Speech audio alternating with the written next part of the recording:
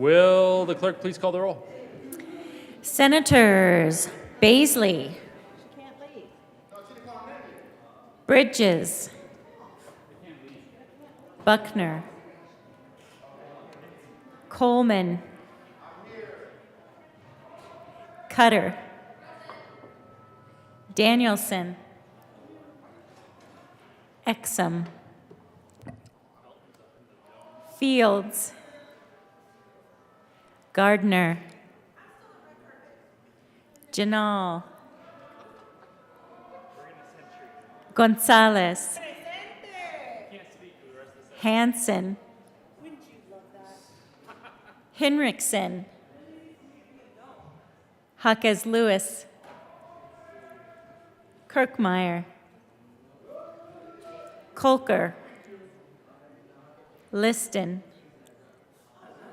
Lundeen, Marchman, Moreno, Mullica, Pelton B, Pelton R, Priola, Rich, excused, Roberts, Rodriguez, Simpson, Smallwood, Sullivan, Van Winkle, Will, Winter, Zenzinger, Baisley, Bridges, Buckner, Exum, Gardner, Janal, Hanson, Hinrichsen, Jaquez Lewis, Kirkmeyer, Liston, Lundeen, Marchman,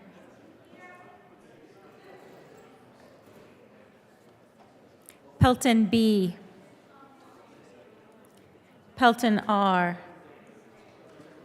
Priola, Rodriguez, Simpson, Smallwood, Present. Sullivan, Van Winkle, Will, Winter,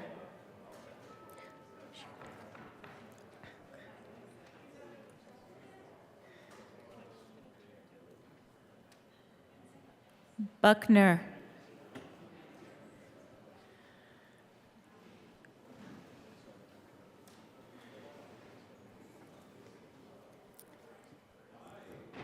Exum, Gardner, Hanson, Hinrichsen, Jaquez Lewis, Liston, Lundeen,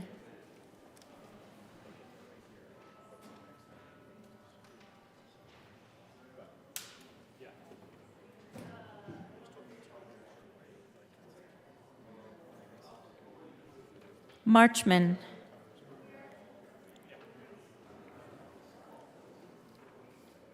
Mullica, Pelton B, Pelton R, Priola, Rodriguez, Simpson, Sullivan, Van Winkle, Will, Winter, Zenzinger, Buckner,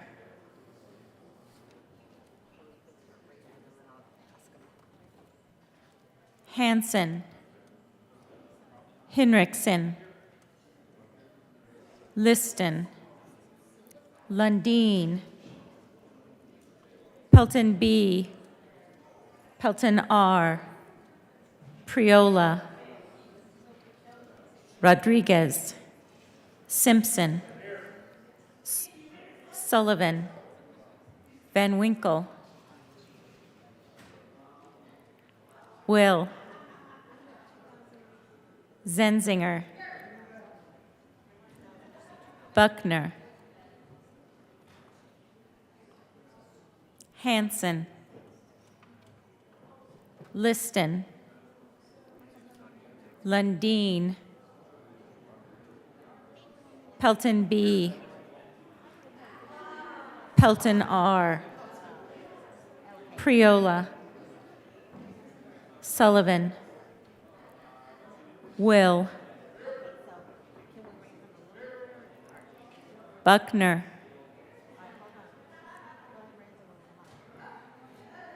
Hanson, Liston, Lundin, Pelton B, Pelton R, Priola, Rodriguez, Sullivan, Buckner, Hanson, Liston, Lundin, Pelton B, Pelton R, Priola, Rodriguez, Sullivan, Buckner, Hanson, Liston, Lundin, Pelton B, Pelton R, Priola, Sullivan, Buckner, And I saw him. Hanson, I was like, I see you. Liston, Lundin, Pelton B, Pelton R, Priola, Sullivan, Buckner, Hanson, Liston, Lundin, Pelton B, Pelton R, Priola, Sullivan, Buckner, Hanson, Liston, Pelton B, Pelton R, Priola, Sullivan, Buckner, Hanson, Liston, Pelton B, Pelton R, Priola, Sullivan, Buckner, Hanson, Liston, Pelton B, Pelton R, Sullivan. Majority Leader Moreno. Thank you, Mr. President. I move the call be raised. The motion is to raise the call. All those in favor say aye. Aye.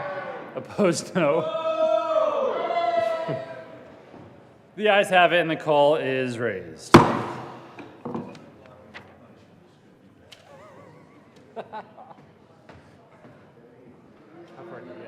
got all the way up to the camera and I was like, let's turn around and go back down. The camera was sticking out like right there. So I'm gonna start. You didn't go. I was going up there and the girls were like, I'm good with turning around right now.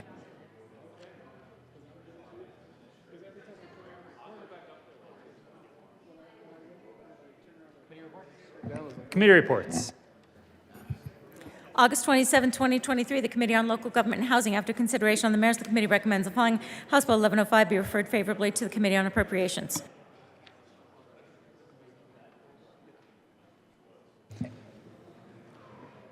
Majority Leader Moreno. Thank you, Mr. President. I move that the Senate take up the following bills on special orders, second reading at the hour of 2 p.m. Senate Bill 279 and Senate Bill 213.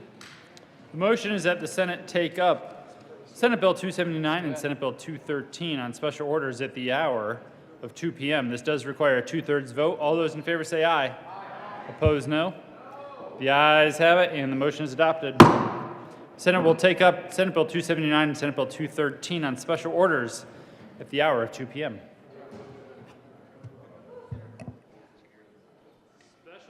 Special orders, second reading of bills.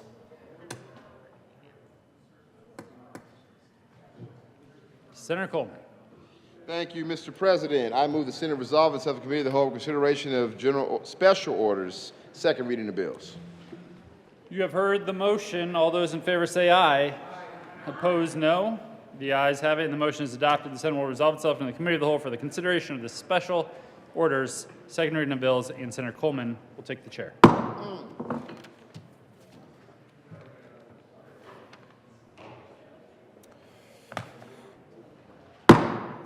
The committee will come to order and the court rules relaxed for everybody up in here.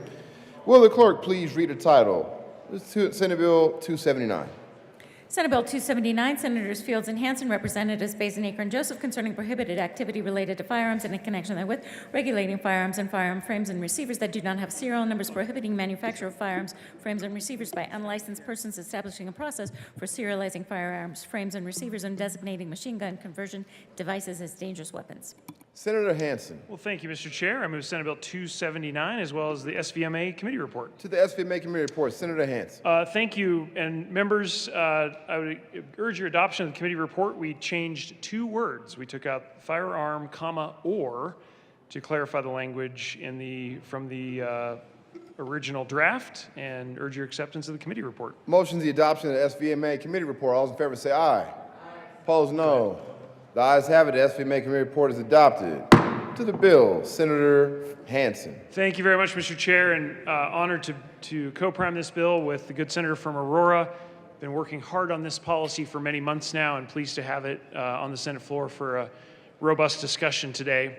You know, ghost guns are the colloquial term for unserialized firearms, and that will be the focus of our discussion and the focus of Senate Bill 279, to make sure that we are rapidly reducing unserialized firearms in the state and prohibiting access to new unserialized firearms. The bill essentially prohibits the ownership and manufacture of unserialized firearms and gives a compliance period for any current owners of unserialized firearms to get those serialized by the end of 2023. I believe this will have a significant impact on improving public safety. Unfortunately, some of the recent tragedies in Colorado have a direct tie to ghost guns, including the Club Q shooting in Colorado Springs and the tragedy that we all understand from East High School from just a few weeks ago had a direct tie to an unserialized firearm. There are several other states that have this policy in place. We are seeing initial data that is very encouraging from those jurisdictions, and we believe this is one piece of an overall package of improving safety in the state of Colorado, reducing gun violence in the state of Colorado, and I urge the adoption of Senate Bill 279. Senator Fields.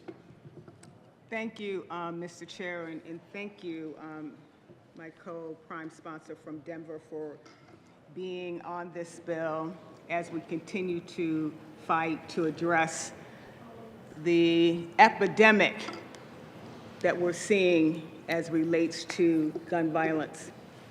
The senator from Denver gave you a very clear outline of what the bill does. I thought I would tell you or share with you what the bill doesn't do. And what the bill doesn't do, it doesn't take away anyone's Second Amendment rights. This is not about taking anyone's guns. This bill is about regulating those who want to make their own gun. They have these do-your-own kits that you can buy online, or you can go to a store and you can buy an unserialized, untraceable kit to make a full functioning gun. Current law says if you want to have a gun, then you have to have a background check. That was federal legislation that came in, I'm not quite sure how long ago it was, but it was shortly after the attempted assassination on Reagan, and then Brady was seriously injured and paralyzed because of that. And now, because of his measures and advocates, we do have a federal mandate that when you want to buy a brand new gun, you have to have a background check. It has to be serialized so that it's traceable. What these guns do, these ghost guns, they are becoming the #1 choice of firearms for those who can't comply with a background check. So if you are a criminal and you want to harm yourself or you want to harm somebody else, then go buy a kit. The kit values $30, $40. You can get a little trigger for another $20, and you can create an assault weapon, just like an AR-15. And you can do devastation in places that I would call places of peace. That would be schools. That would be churches. That would be going shopping at the grocery store when you're just trying to buy some eggs and some bacon.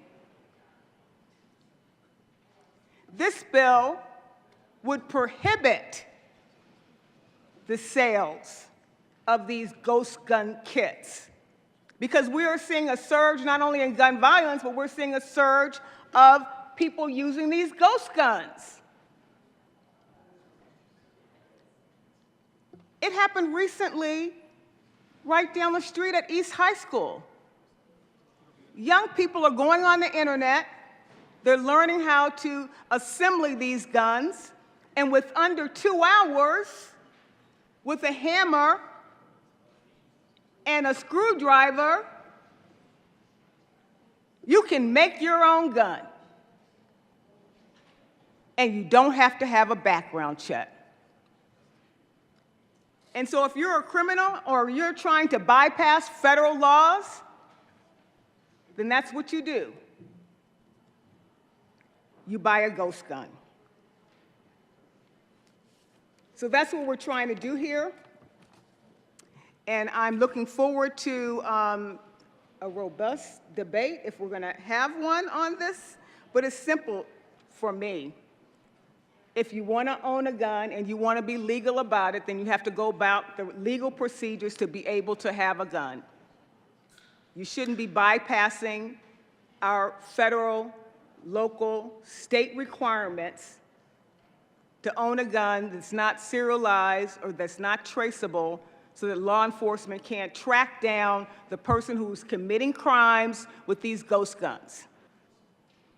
That's the problem. They're untraceable, they're not serialized, and they're used to harm our community.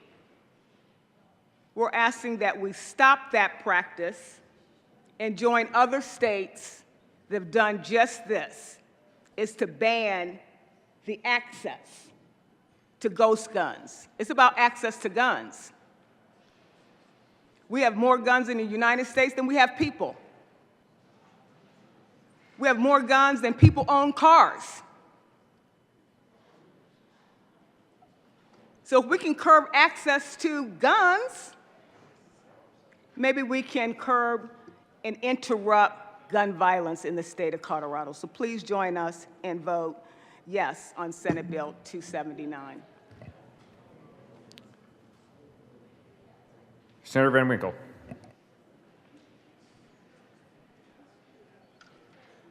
Thank you, Mr. Chair. And this, of course, is the latest in a long line of multi-year bills dealing with the Second Amendment and the right to bear arms.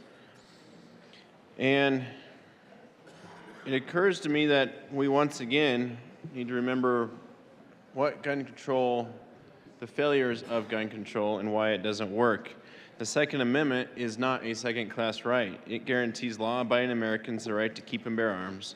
But over time, gun control laws have placed limits on that freedom of the Second Amendment. Now, of course, some people would argue that these laws are necessary, even at the cost of infringing upon that Second Amendment right that has been upheld by courts time and time again in the United States. But the fact is, gun control doesn't work the way we think it does.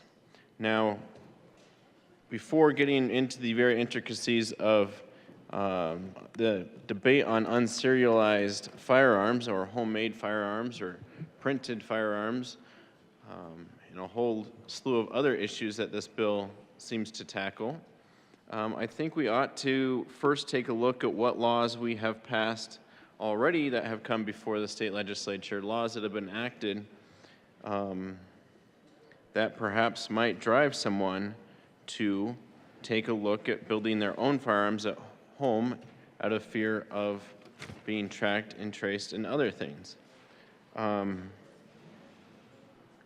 So therefore, allow me to first introduce this amendment to the bill L002. There is an amendment at the desk. Ms. Cole, will you please read L002? Amendment L002 by Senator Van Winkle, amend printed bill page 2 after line 1, insert section 1 in Colorado Revised Statutes at 24-33.5. Senator Van Winkle. Thank you, Mr. Chair. And L002 is up here at the desk if anyone would like to read it, but I will go ahead and just kind of run through it. One, it doesn't delete anything from the bill itself. It simply adds 3 points to the bill, and it adds this new section 1. Now, what this new section 1 would say is that we need a study of unregistered, unserialized firearms. It says the division shall conduct a study. Mr. Chair, did I move the amendment? I believe you did at the very beginning. Okay, good. Thank you, Mr. Chair. It does say that the division shall conduct a study to identify current state laws that encourage people to acquire unregistered, unserialized firearms. As part of the study, the division shall survey firearm owners. The division shall complete the study no later than December 31st of this year and deliver the results of the study to the House of Representatives Judiciary Committee and the Senate Judiciary Committee or whatever committees follow thereafter. And then it repeals this section of the bill. So it simply asks for a study to be identified to encourage, to look at the laws that have been passed and find out exactly what is driving the purchase of these firearms or the desire of citizens of the state of Colorado to possibly search out these firearms. It simply authorizes a study to determine which bills that have been passed have driven gun owners to seek out these guns. And with that, Mr. Chair, I would ask for a yes vote.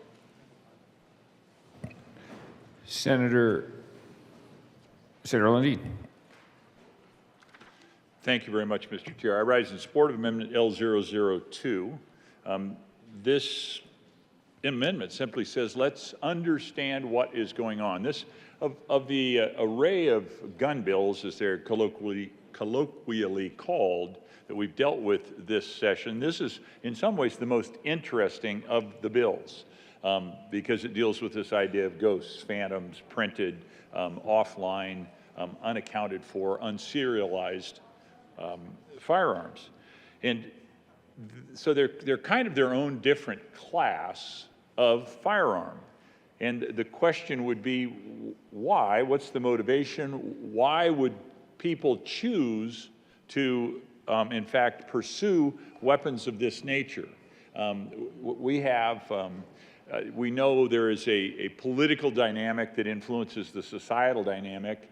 When a certain administration comes into power, it tends to be when a Democrat president is elected and is banging the podium and saying that he's going to finally do something about taking all the guns away, or a candidate, perhaps a senator or a congressman from Texas might be running and says, yes, we are going to take away everyone's AR-15, which is used for any number of sporting or hunting purposes, that people then respond to that set of political statements, and it increases the sales of both weapons and ammunition. Well, this amendment simply says, well, let's look into what would in fact be the underlying causes for the use of, the sale of, or quite frankly, the production of these ghost guns.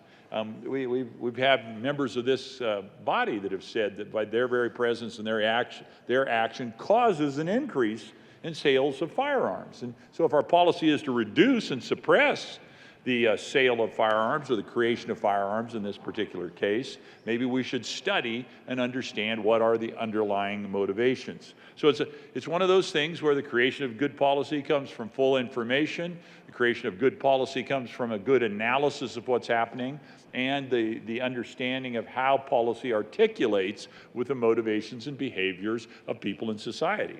So this is I would argue, an agnostic, academic in nature amendment, something that in fact would give us some greater insight into what we are doing in terms of making policy. So I urge your support of this amendment and would encourage the sponsors to consider that as well. Thank you, Mr. Chair. Senator Hansen. Thank you, Mr. Chair, and members. I would strongly encourage a no vote to L2. Just want to respond quickly to a couple of the points raised by the amendment. The idea that putting in waiting periods or raising the legal age to buy to 21 somehow is encouraging more people to acquire unserialized firearms. Well, I believe it's a false premise, and I think it undercuts anything that would be beneficial from L2. The other thing I want to respond to is this idea that we're somehow bringing this bill in response to a political dynamic. And I strongly push back on that. As I mentioned in my opening remarks, there are unserialized firearms that are directly tied to two of the current tragedies that we've witnessed in this state over the past year. One of them is East High School. As you all know, I've got two teenage sons in DPS who have had lockdowns or shootings at their schools this year. I also want to point out that in a strong counter to this idea that this is somehow just a political dynamic bill, Mayor Kaufman, Mayor Suthers, and D.A. Kellner, not exactly liberals, are strongly in favor of this bill. In fact, they all took time out of their busy schedules to be part of the testimony on this bill when we heard it in committee. Think about that for a moment. Mayor Kaufman, Mayor Suthers from Colorado Springs, and D.A. Kellner, who was the loyal opposition's nominee for Attorney General last cycle, all showed up to support Senate Bill 279. I am looking forward to an important debate today, but it is not correct to call this bill a response to a political dynamic. In fact, there is strong bipartisan support for Senate Bill 279. I urge a no vote on L2. Senator Fields. Thank you, Mr. Chair. I cannot support this amendment asking for a study.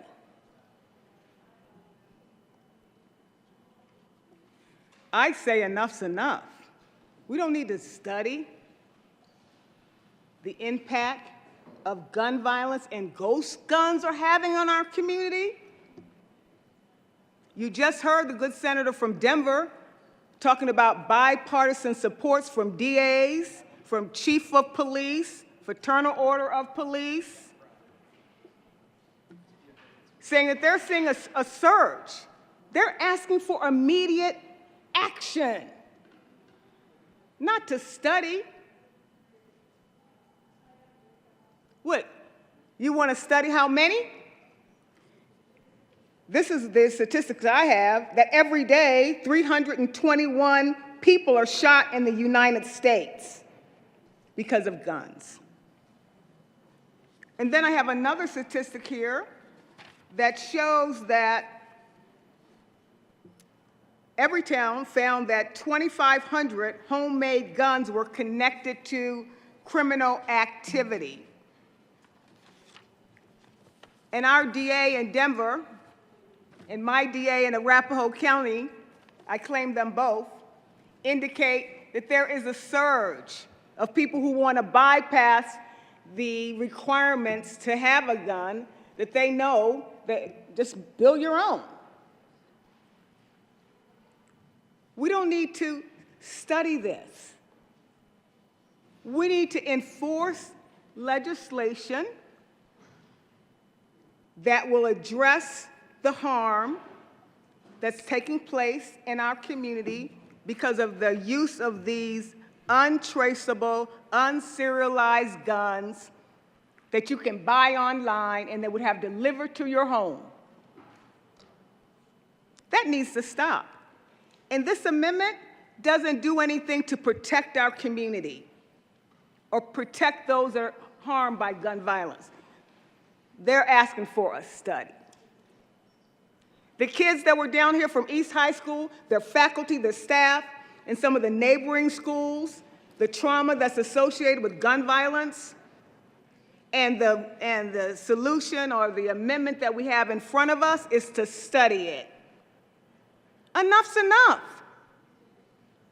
This is a practical solution. It's a common sense approach to stop building your own gun in your basement without the knowledge of anyone knowing to commit harm in our schools or behind a closed door.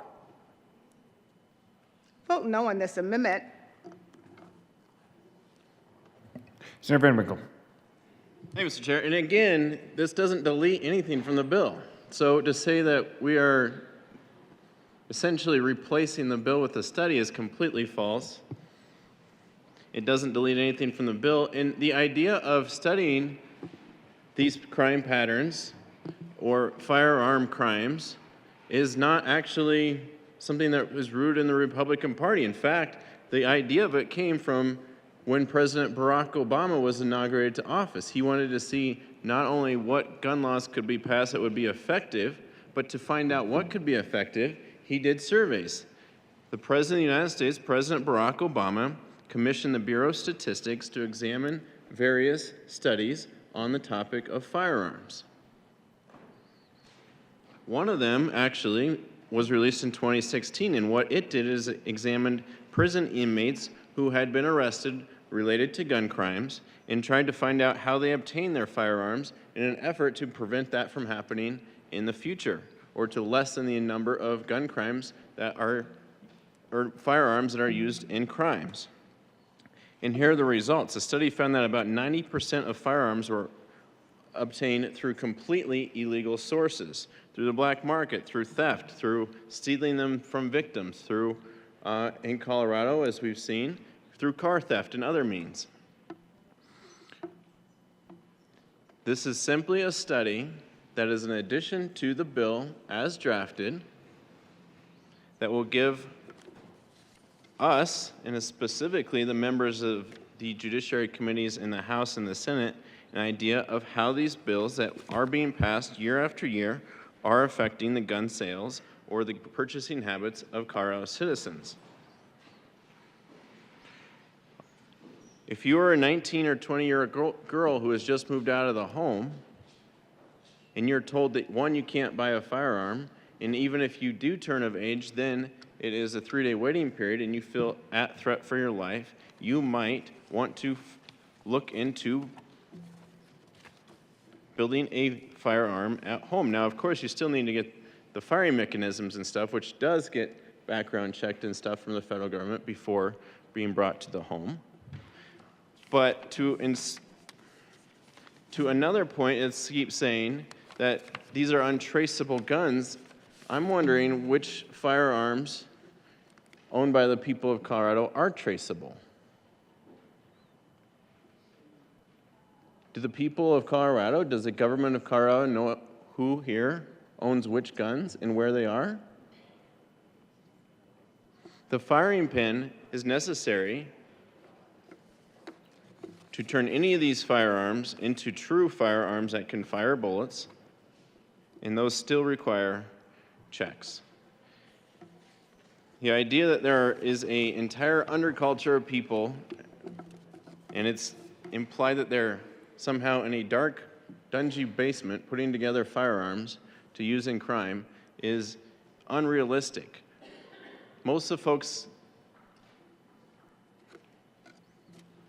well, I urge a yes vote on this amendment because, again, it is untrue to say that this is replacing anything in the bill. The bill still would stand. We would simply get information on the same level that was sought by the Obama administration when he took office and sought true, actual information on how firearms work. Not fear-mongering, not it's a scary-looking firearm, not it's black or it has a lawn rifle or anything like that. Not it looks scary. Actual information on how firearms are used in crime and actual information on why someone might seek out to build their own firearms in their home.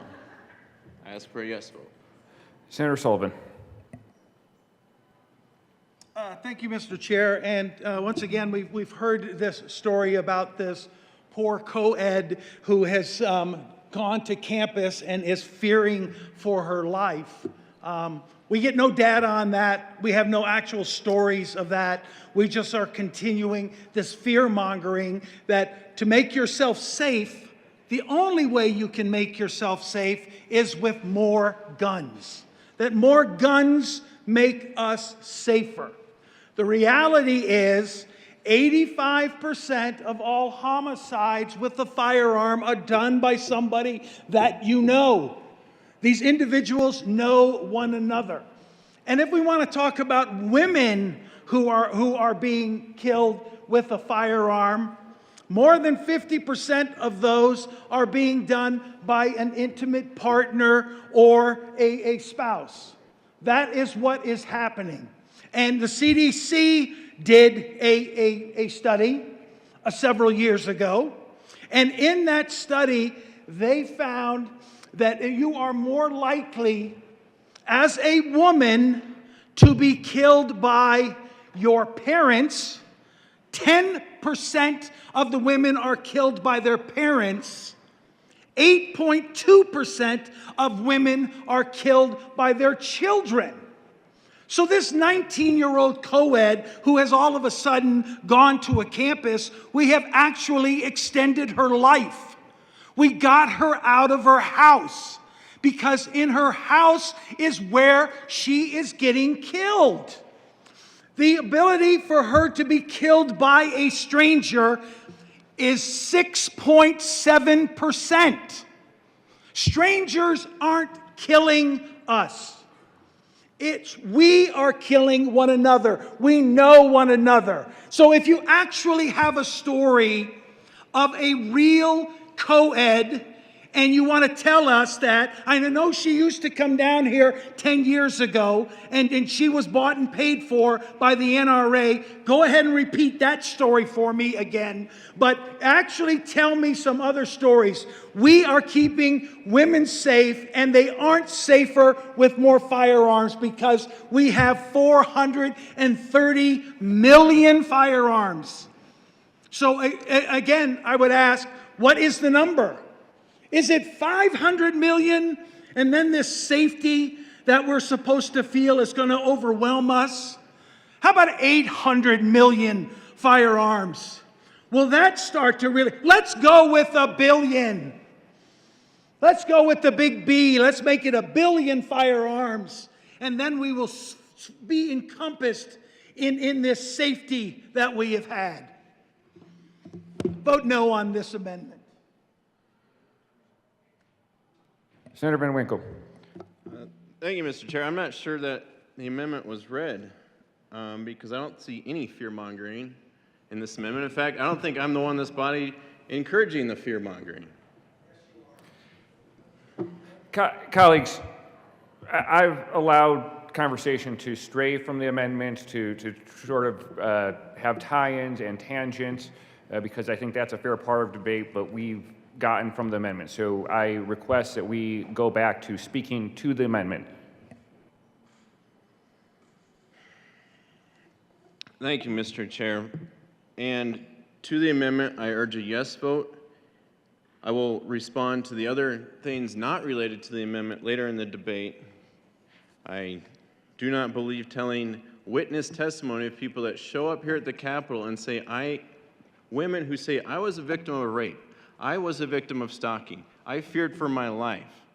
I left my parents' house, I had no firearm, and I had met my stalker for the first time. I just realized I had a stalker for the first time.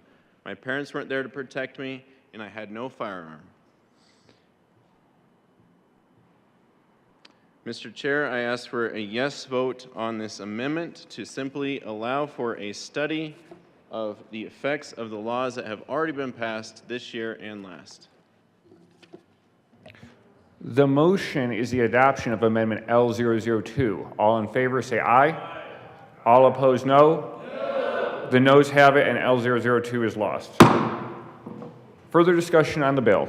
Senator Gardner. Thank you, Mr. Chair. Good afternoon, everyone. You know, this is an interesting bill, and the good senator from Denver cited support from the mayor of Colorado Springs. I knew the mayor when he was Republican, and I understand why that support might come from law enforcement, prosecutors, and so forth. It really goes to the core of what you think firearms regulation is all about, and what you think the Second Amendment is all about.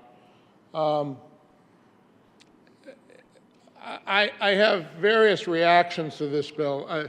I have to tell you, I became familiar with personally manufactured firearms, which are pejoratively referred to as ghost guns, many years ago. As much as anything because the gaps in federal regulations and the kinds of things that you would think might be regulated and aren't, it's just interesting. It's like, why did they do that or not do that, and why does the federal government not regulate frames and receivers that are not a completed firearm? And one has to assume there are good policy reasons. I at the risk of being cited in a out of context in a way against myself, I do, when this bill finally was introduced, I asked myself, I think I might have even said out loud, well, I wonder what took you so long. I wonder what took you so long. Seemed like this was probably low-hanging fruit to you in the regulation of firearms.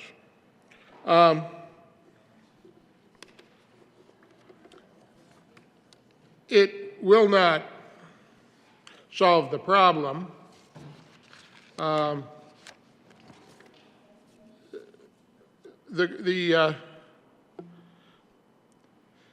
The good senator from Aurora cited statistics that lead you to believe that, well, and I think this is true. I sometimes have said, somewhat tongue-in-cheek, if you're worried about firearm ownership, you probably ought to be sure that the person you sleep next to every night has theirs locked away. Because it is true that the person who's most likely to take your life is the person who knows you best. There are a lot of ironic statements made in many crime novels about that. There's a reason why when someone disappears mysteriously, that suspicion almost immediately falls upon their intimate partner. But it doesn't really, all of that discussion is interesting, and it's important for discussion of firearms and regulation of firearms, but it doesn't go to whether or not a ghost gun, a personally manufactured firearm, is going to contribute to that or prevent that. So often, when we create new crimes,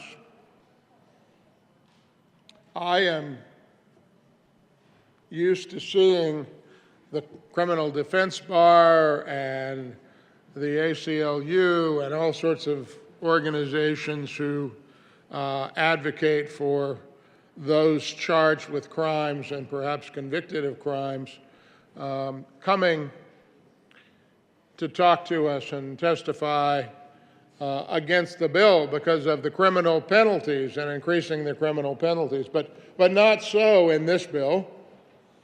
Not so. And yet, what does this bill do?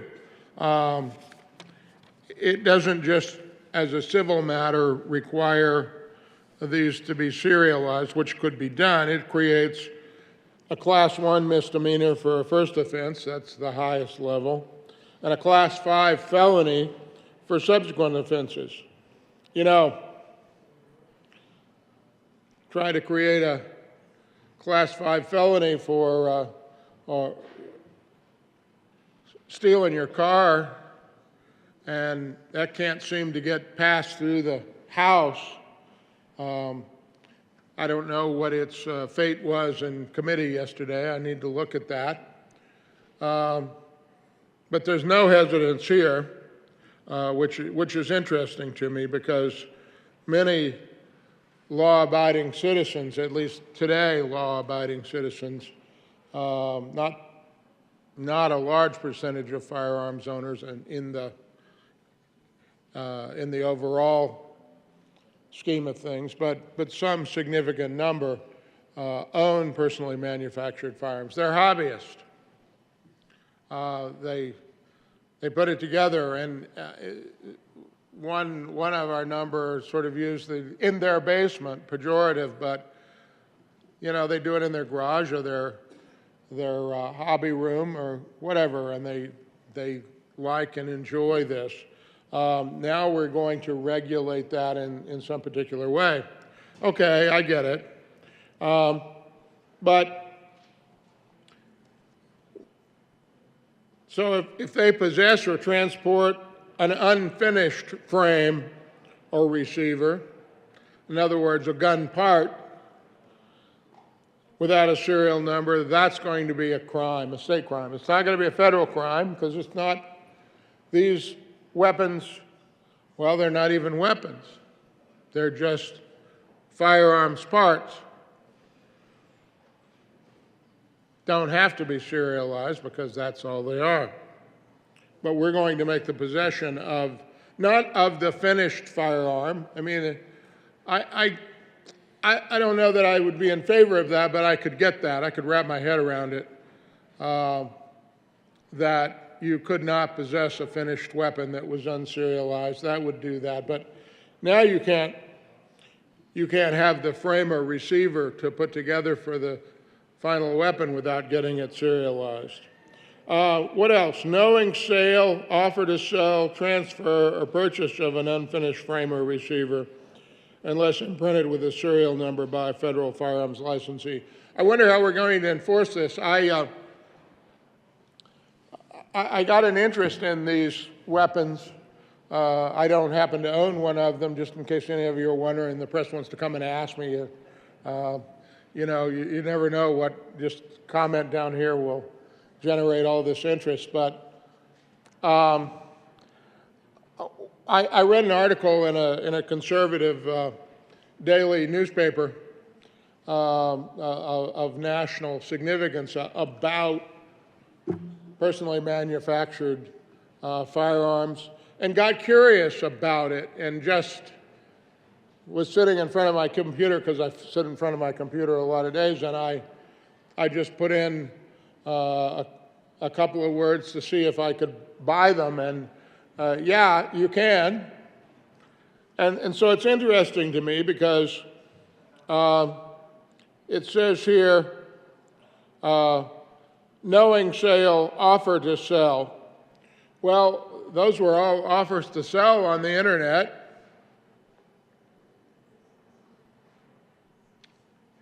You might get a magazine at your doorstep with an ad that moved in interstate commerce. So that'll need to be litigated, I guess. It's good for lawyers. Possession, purchase, transport, or receipt of a finished firearm or frame or receiver of a firearm that does not have a serial number. Again, I can get the finished weapon being a crime. Again, may not agree with it, but I wrap my head around that. But the parts? Knowing sale, offer to sell, or transfer, and I read that. Manufacturing or causing to be manufactured, including through the use of a three-dimensional printer, a firearm or frame or receiver of a firearm. So, if I understand this right, and I'm reading the summary from the fiscal note, but it's really interesting. Not only is it a crime to have a frame or a receiver, it's not, it can't be used as a weapon unless it's to use it like a rock and clobber you with. To have one of those without a serial number on it. But it says here that manufacturing or causing to be manufactured, including through the use of a three-dimensional printer, a firearm or frame or receiver of a firearm. Well, if you own a 3D printer and you think, well, can I, and this wouldn't have to be for any nefarious purpose, can I make the parts to a firearm? Maybe I'm perfectly willing to go and get it serialized when I finish it, but this makes it a crime to even make it. To even make it. So from the moment, well, I guess from the moment you start making it, if they can prove that that's what you're doing, you're a criminal. Now, again, what's interesting to me about this, I get, do not agree, but I get the thought processes that go into that. But what I don't get is the thought processes of all those who usually come to me and say, you're making one more crime, Senator. You're making something that, a crime before anything has really happened. But I didn't hear from any of those people because I guess personally manufactured firearms are evil or something. And so just the very thought with some minimal action to make a part for one of them with your 3D printer will be a crime. You say, well, the DAs wouldn't prosecute that, but I'm the one who's usually willing to buy that argument, and the other folks are the ones who are unwilling to trust their district attorney's discretion about making sense. I mean, it just doesn't make a lot of sense to me. This really is, in a lot of ways, though, this bill is the low-hanging fruit that causes me, and I'd welcome anybody either on the record or off to tell me what took you so long. Because these firearms, personally manufactured firearms. They have a great pejorative nickname, and the implication, if you are a hobbyist and you own one, the implication is you must be a criminal. You couldn't just be someone who wanted to build their own handgun because they enjoy building things, making things, and they enjoy shooting as a hobby.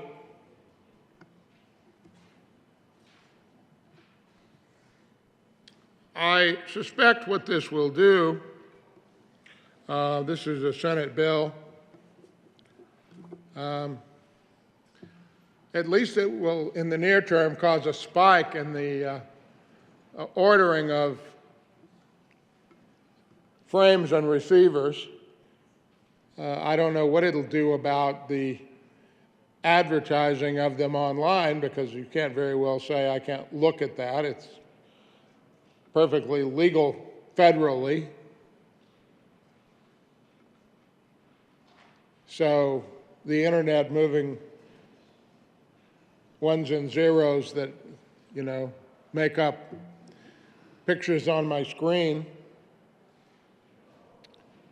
that are, you know, are an offer to sell one of these. Tell me in Colorado Springs, Colorado, when I look at my computer, hey, for $3.99, I can get a frame or a receiver, and I need to do the machining and all of that with it. I do not support the bill because I don't think the bill will get, once again, to the problem.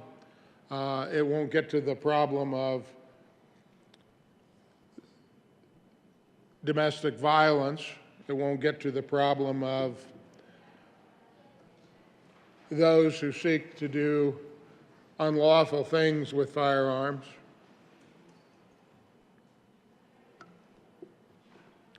But it is a curious thing to me that we passed a lot of other bills over the past 2, 3, 4 years that don't make a lot of sense to me as to how they're really going to deal with the problem. Again, I can get my head around this one. I don't agree that it is going to make a dent, but it will criminalize some legitimate behavior. And again, it always is curious to me when we're dealing with something like personally manufactured firearms, that those who are quick to come to me and say, don't pass this law, and I say, well, why would anybody be doing that unless they were thinking of doing terrible things? And they say, oh, no, but there are legitimate things, and those people who are doing those legitimate things, you would make them a criminal as well. The same argument can go here, but it's an interesting role reversal for me. I encourage a no vote on this bill. Senator Fields.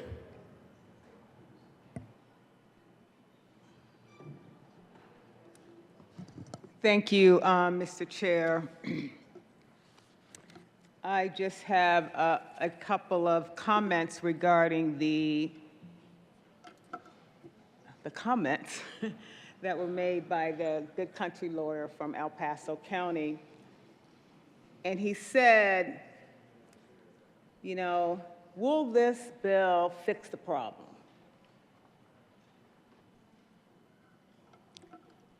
But what's the solution? The solution is in front of you. So it's not, will this bill support the problem? We know what the problem is. The problem is access to guns, specifically ghost guns. You've heard the statistic that the #1 killer of children in the United States of America is guns, gun deaths. Not cancer, not a car accident, guns, firearm. That's the problem. That's what we're trying to fix. So that's why we're urging an aye vote on this bill, Senate Bill 254. Senator Liston. Thank you, Mr. Chairman. Thank you, Mr. Chairman. Well, I thought I'd offer just a few comments, as that I did sit on the committee here last week that heard this bill, and there were a lot of witnesses, all well-intended on both sides, quite frankly. But, you know, this is just a good example. While certainly we want to all crack down on the illegal use of firearms, is that basically what this bill is just more feel-good legislation. Quite frankly, the people who are committing these heinous crimes, the vast majority, probably 98, 99% of them, are not going to ghost guns. They're going to guns that they've gotten illegally, or that they're legal, and they decide for whatever reason to use them illegally. We heard from a whole litany of witnesses who are very familiar with the manufacture of firearms, including ghost guns, and they testified in great detail. One gentleman in particular, I'll call him by his first name, Ronald, who certainly knows the firearms industry. He is very knowledgeable about all aspects of the firearm industry, and he said that this piece of legislation will have no effect on the ghost gun market. You know, quite frankly, members, whether we like it or not, the genie is out of the bottle. We can pass this, which I have no doubt that it will be passed, but there are already millions of 3D printers out there. The technology is out there. Tens of thousands, it's all over the internet. Tens of thousands of people already know how to make so-called ghost guns, or whatever you want to call them. And an intelligent 15-year-old can go on the internet and find instructions how to make a so-called ghost gun. We can't stop that, no matter how well-meaning we are. The good senator from Aurora indicated that we know what the problem is. It's guns. Well, I would respectfully disagree. I think, this is my opinion, what the problem is that over the last few years, we've passed legislation that is soft on crime. And we have lax penalties. Here, while I've been in the legislature, we have reduced the penalties time and time again for miscellaneous, all kinds of, I'm not on the judiciary, like my good colleague, the simple country lawyer from Colorado Springs, who could come up here and recite law after law after law, where we have become more and more soft on crime as it pertains to all kinds of misdemeanors and felonies. That is, in my humble opinion, what the real problem is that the people out there who are willing and able to commit these crimes, they know through either experience or through friends or whatever, that if you commit a felony or even a misdemeanor with a firearm, is many times is you're slapped on the hands, and the enforcement by soft on crime judges and district attorneys that don't want to prosecute to the fullest extent. So, we can go ahead and pass this, but I'm here to inform you, members, that, like I said, that the genie's out of the bottle, the technology is out there, There are any number of members, even in this body, not that they're willing, but there are thousands and thousands of people across the state of Colorado that know how to make a firearm. Many of them, most of them want to do it, and they do it legally, and they do it safely. They don't want their firearms to be used illegally. But there are people out there that I can assure you, I asked the question, as a matter of fact, of one of the panels. In fact, it was two of the panels. Would you be in favor of if a ghost gun was used illegally in the commission of a felony, would you be willing to, I asked it of the district attorneys, to make an enhanced crime, an enhancer, or what's the other term I want to use? Anyways, is to come down hard. And I won't say which district attorney, but they were very reluctant to commit to say, yes, if you used a ghost gun in the commission of a felony, that the hard hand of the law would come down on you extremely hard. That's what we need, is harsher penalties, is to, I won't say what my solution would be, but many of you who know me, I am very tough on crime, and if a person were to use a ghost gun in the commission of a felony, it would probably be their last instance that they would ever commit any felony. But, you know, we did away with the death penalty here in Colorado, which I think was a severe mistake. That's my opinion.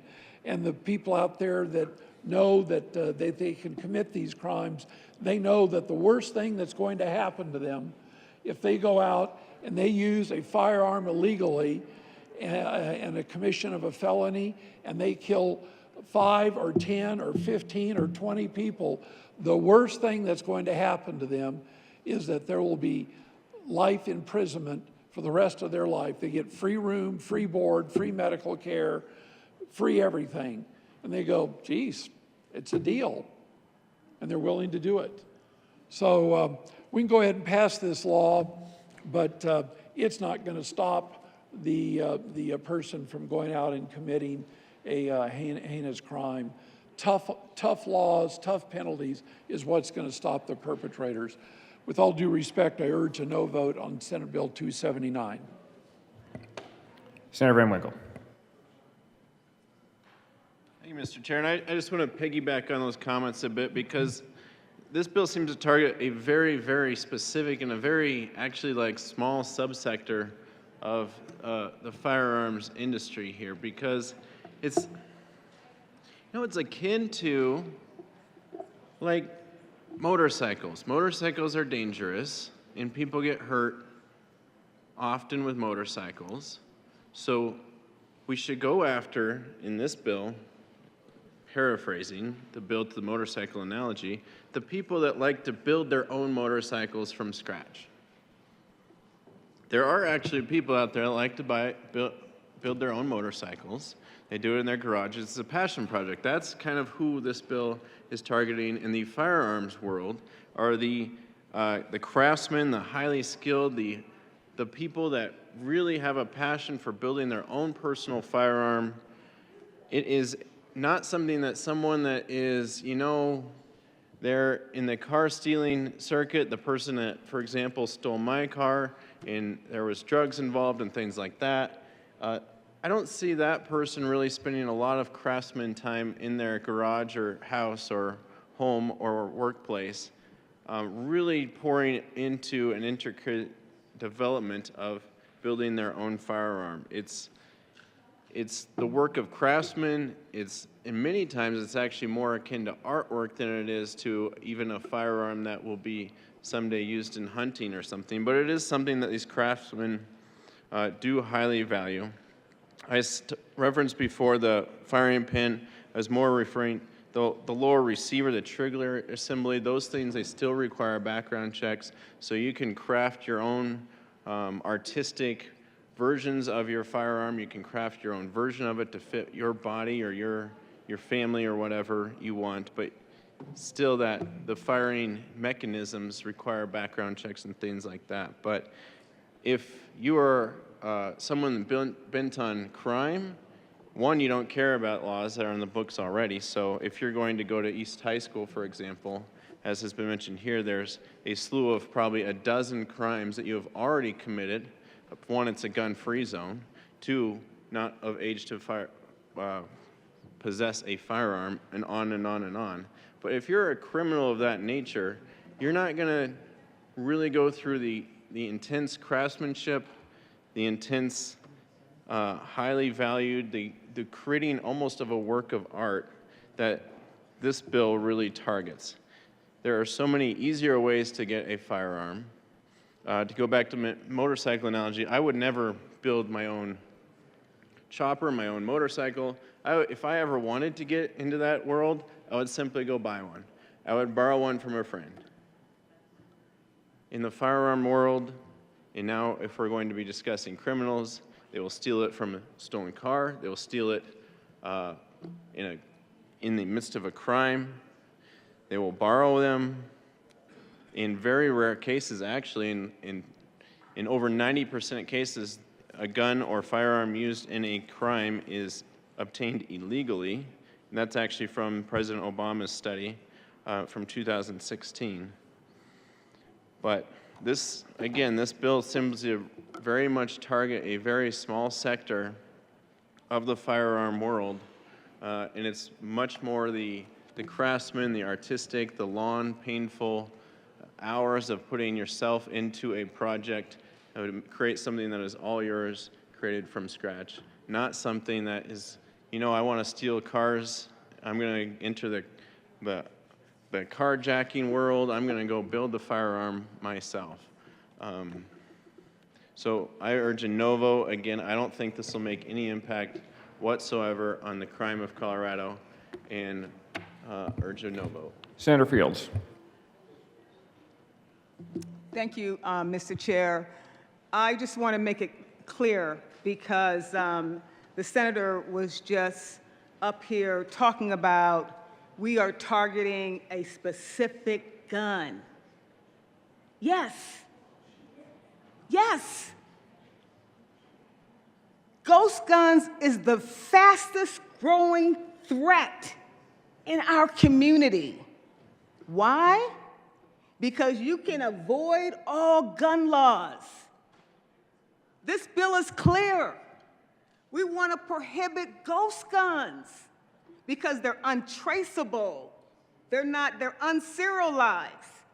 And when you get one online or wherever you purchase it from, you don't have to have a background check. And by doing this, it's undermining law enforcement. And when you go to some of these dealers, they're saying you don't have to just buy this. You don't even need a background check. It's simple for me. If you want to own a gun, you have to have a background check.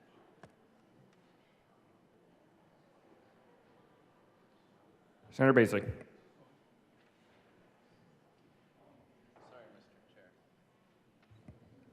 Senator Van Winkle. Thank you, Mr. Chair. And yes, of course, there is a way I think you can 100% build your own firearm, but again, that takes such special machinery, it takes such special skills and craftsmanship that most people, what they're going to do is they're going to buy the parts and assemble the gun, I think is what we're referring to. But to do that, you still, for the lower portion of the gun, for the firing mechanisms, for the trigger assembly, a background check is required to get that portion of the firearm. To do it 100% from scratch, just from basically a big piece of metal that you craft each individual piece, that's insanely time-consuming and very, very rare. Senator Basic. Thank you, Mr. Chairman. This is obviously a heavy subject, a long subject. And so constituents, just to try to put all this in perspective, this bill is going after what is, has been called derogatorily, I suppose, the ghost guns, but the untraceable parts that can be manufactured from craftspeople with their own equipment at home, outside of the gun manufacturers, not purchased, but just made, and then assembled, and then owned. The argument, of course, is that these weapons are showing up in crimes because it helps avoid punishment or traceability and so on by those who are of a criminal mind. Certainly an issue. However, what we all swore to uphold, of course, is the Constitution of the United States along with the Constitution of the state of Colorado. And that's the tension. If this bill could be directed exclusively at those with criminal intent to harm another citizen, then I think we might have a valid conversation. But it does become an infringement on those who simply want to remain free and not under the power of an overwhelming government that we see from history over the past 100 years is a valid fear. Over the past 10 years in our own hemisphere is a valid fear. So this bill is one of half a dozen bills, of course, that we've seen this year. 3-day minimum wait period, and age limits, expansion of the red flag law, and now one very recently that I see is related to this bill, and that's the gun industry liability bill, Senate Bill 168. So that's a bill that permits the state government to go after, and even individuals to go after, manufacturers of weapons. Now, the technology comes along to personally manufacture weapons.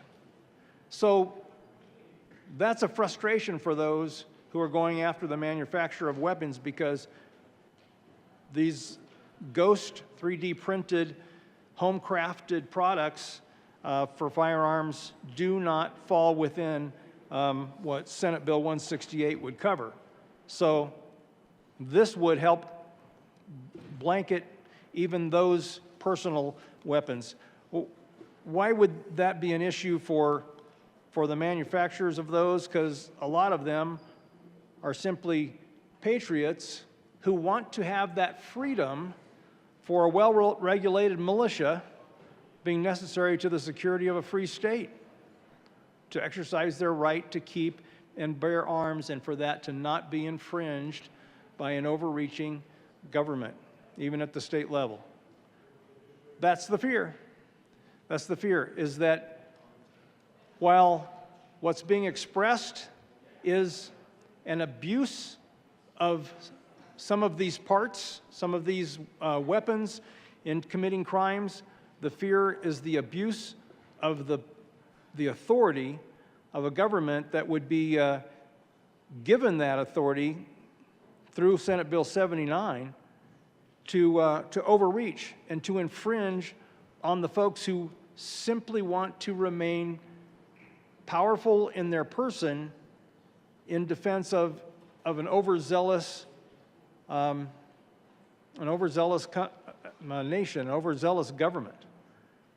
So I think there might be some measure of accountability that we could bring into play here. And I think we should discuss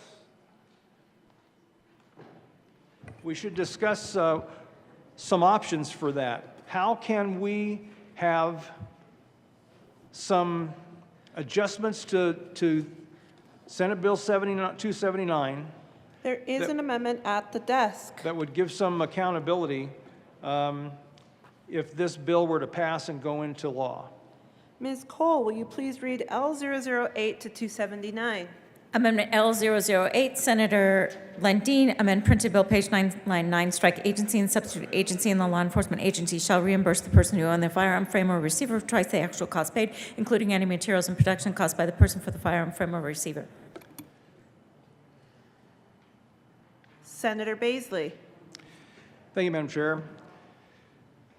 So what this bill will do, if you look at page 9 of Senate Bill 279, oh, thank you, Mr. Majority Leader. I move There you go. Amendment L008 to Senate Bill 279. Senator Baisley. Thank you, Madam Chair. And thank you, Ms. Zoe, for reading the amendment. It's not very long.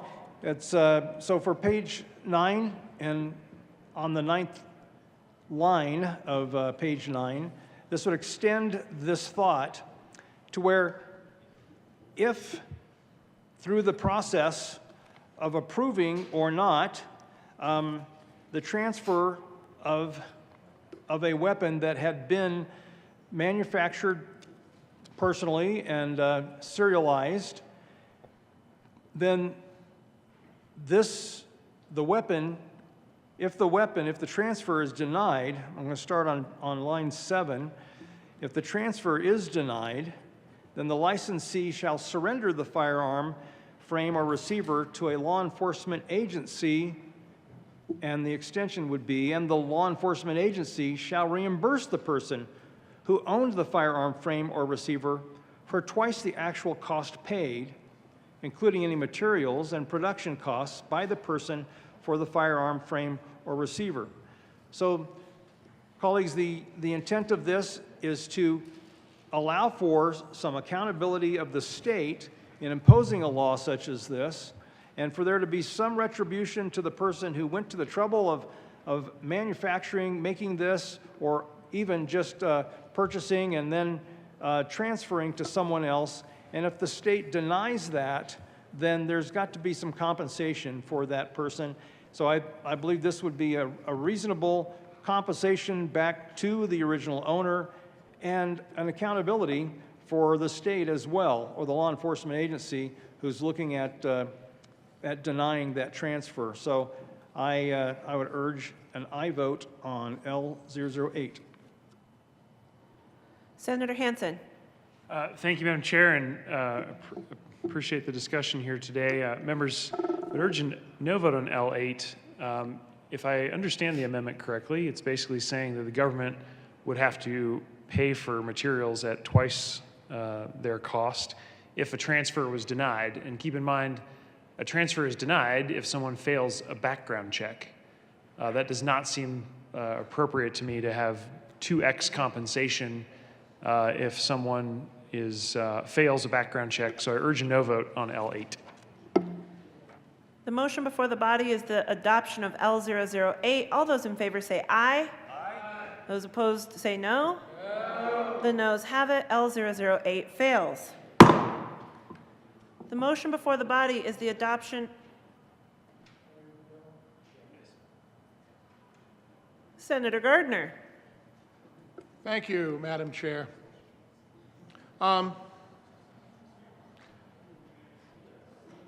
I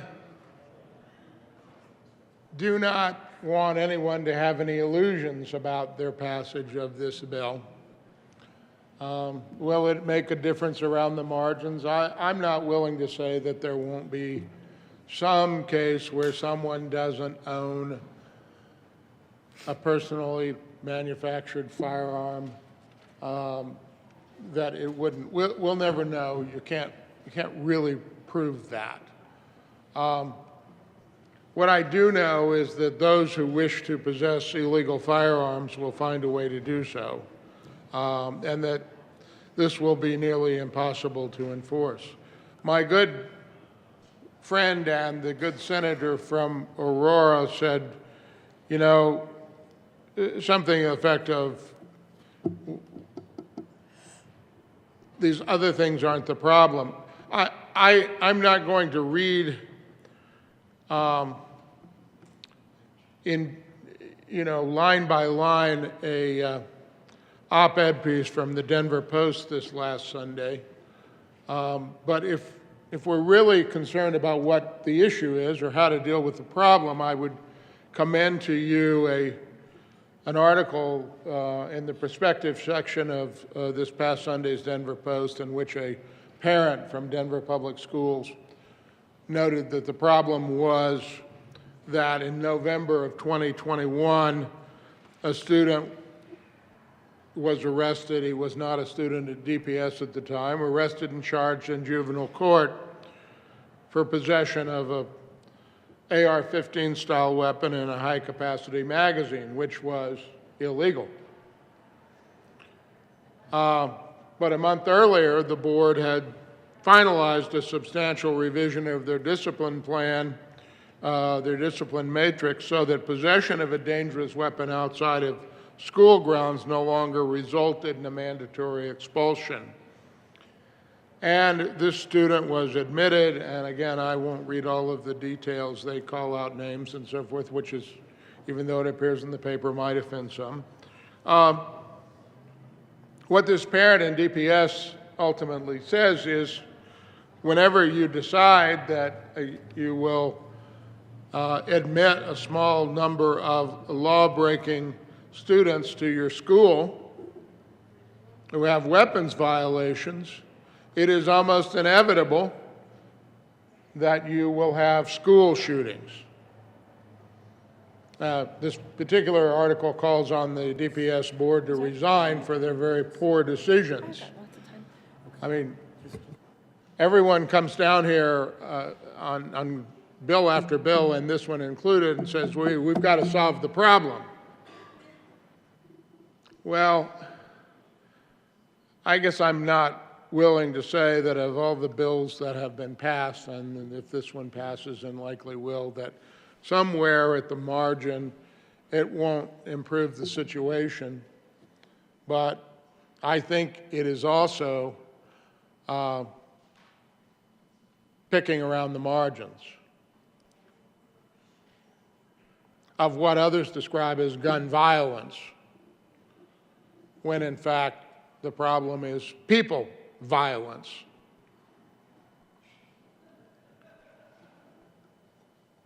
Those of you who listen to the news or watch the news here in Denver know that a young woman was killed when some juveniles threw rocks from their moving vehicle into other moving vehicles, and a woman was killed and other things happened. It was a rock. We need to do something about rock violence as well. And there were knifings, and we need to do something about knife violence.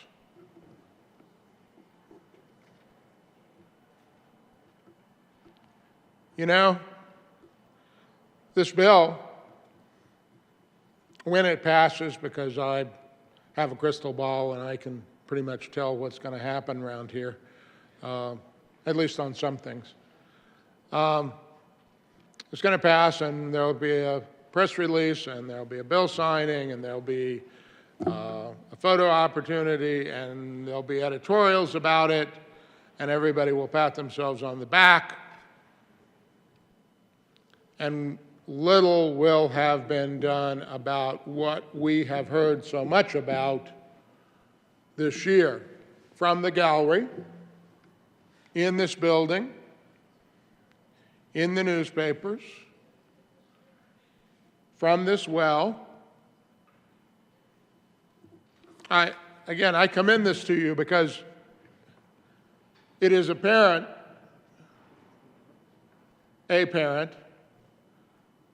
saying, you didn't deal with the problem. The problem was students who are violent. And there are a small number of them, and your policies to not deal with them caused this problem. Sure, was the mechanism a weapon with a high-capacity magazine? Yes. But if it hadn't been that, and it may have not been that student and that exact set of victims, but if it hadn't been that, it would have been something else, somewhere else. Let's quit picking around the margins or talking about how inanimate objects are the problem. I ask for no vote on the bill. Senator Henriksen. Thank you, Madam Chair. Colleagues, bear with me. This might be a little rambling because I don't even know where to start. But I guess where I will start is with, it was suggested earlier that there's a surprise that this has taken so long because this is low-hanging fruit. I agree. I don't have an answer to why it's taken so long. Because the reason that it's such low-hanging fruit is that it is so common sense. It's so common sense that it takes, in my view, an absurd degree of mental contortionism to create an argument against this policy that we're discussing before us today. I want to go through some of the things that I've heard over this session and in general on the broader topic, one of which is we don't need more firearm regulations. What we need to do is to keep firearms out of the hands of criminals. Okay. To a certain degree, I agree with that. That was what my pre-file bill did, or will do, if it gets to the governor's desk and is signed. But we also have laws that are ineffective, but do, on the whole, ineffective, but do work to that end. Among them, background checks. Because background checks are designed to keep firearms out of the hands of those who cannot legally possess them. And this is a way to get around a background check. Something that I've heard time and time again on issues of criminal justice is that we, and by we I mean my party, my caucus, and that we're unsympathetic to victims of crime. I think that's ridiculous and could go on all night about why that is, but this bill enables law enforcement to track perpetrators and arrest perpetrators of gun violence because it allows law enforcement to track the origination and the transfer points of these firearms. One of the things that I hear throughout this session on debate about drug policies and the intersectionality of drug policies and the criminal justice system is that we, again, my caucus, that we are soft on drug criminals and that we are soft on cartels. There is story after story after story after story that you can look up online of ghost guns rapidly infiltrating the market in Mexico. Manufactured by part in the US, assembled here in the US, and then trafficked untraceably into Mexico, where they're being used over and over and over again in the increasing violence that they face on their streets and ongoing cartel wars. We hear about border security, we hear about cartel violence, and cartel's the name that accurately, but let's be real, we're talking about terrorist organizations. This is a way that firearms are getting into the hands of terrorist organizations. It seems pretty common sense to me that if the overarching argument is that, well, we don't need more gun control. What we need is to keep guns out of the hands of those that shouldn't have them. Boy, this is a pretty basic place to start. Some of the arguments I've heard for this, I'm getting whiplash. Hobbyists. I have built a firearm from scratch. It was a black powder percussion Kentucky rifle replica, still very legal under this bill. And the idea that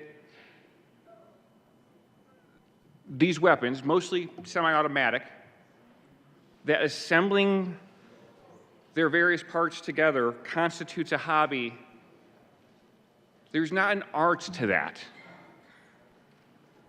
I have a great deal of time disassembling and assembling semi-automatic weapons. That would constitute a hobby is beyond me.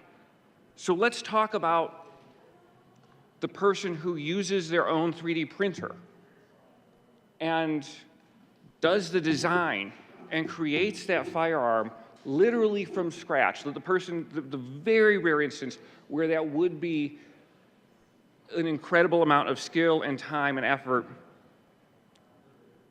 And let's compare it like another senator, so I think rightfully did, to the individual who creates a motorcycle from scratch, or an automobile from scratch. That happens in Colorado. And we have regulations for that. There are regulations for the registration and titling of a homemade motorcycle or a homemade automobile here in Colorado. And the reason that is, and the reason that we do that broadly for motor vehicles is it's the only other tool, and I stress the word tool because we hear time and time again that a firearm is just a tool. I agree with that. But those are the only other tools that are possessed by the overwhelming majority of people in this state that are capable of causing an inordinate amount of destruction if misused. And we're not asking to register or title your homemade firearm, just that it needs to be serialized. Pretty basic. Another thing that this bill does is it would ensure that people are less able to make their own machine guns, automatic weapons, illegal under federal law.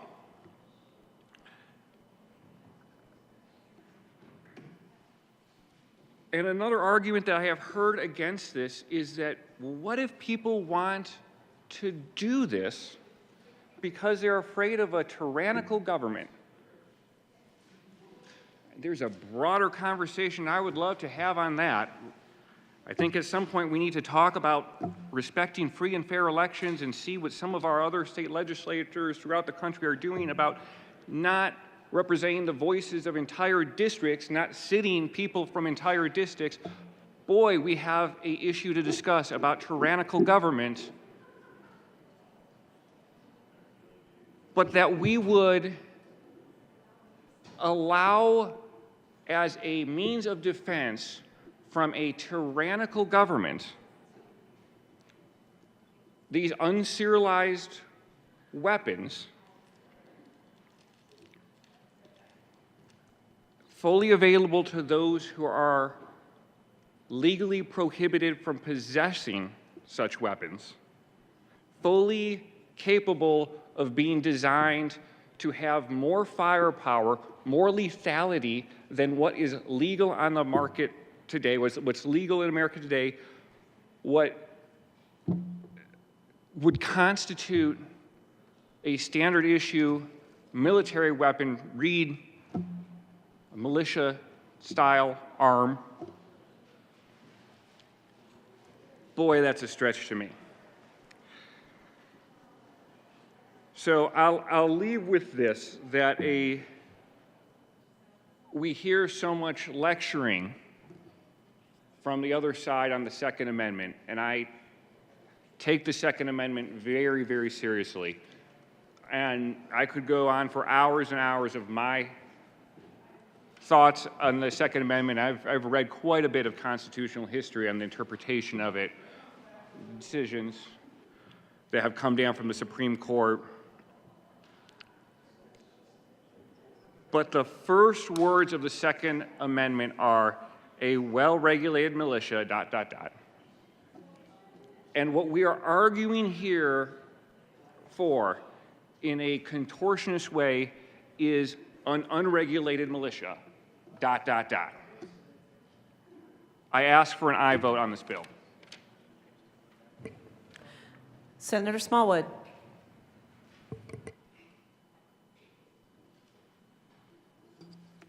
Thank you, Madam Chair. Good afternoon, colleagues. I have just a couple of questions, really. I mean, I urge a no vote on Senate Bill 279, but maybe not for the reasons people might think. And devil's in the details when it comes to bills like this, obviously. And I mean, I commend the bill sponsors for what I think is an actual belief that a bill like this might prevent a crime from happening in the future. I think their motives are pretty pure when it comes to that. I don't know why we needed a 11-page bill to express that, because it opens up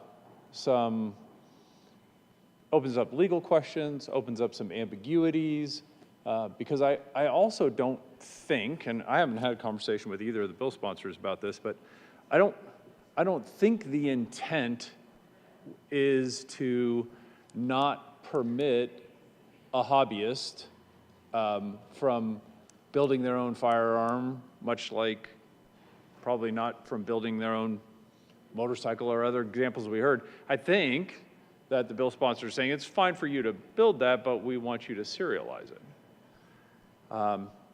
And that's where, again, the devil's sort of in the details here. So again, I commend the bill sponsors on what I think their motives are. I don't really agree with kind of the game of firearm whack-a-mole that we seem to play far too often in this country. Meaning, I mean, nobody should argue that we have a crime problem in the state of Colorado. Nobody should argue that we have a violent crime problem in the state of Colorado. I think both of those things are absolutely true. Obviously, there were firearms long before we had the crime and violent crime problem that we have in the state of Colorado. So I don't know that drawing a nexus between the two necessarily is the right thing to do.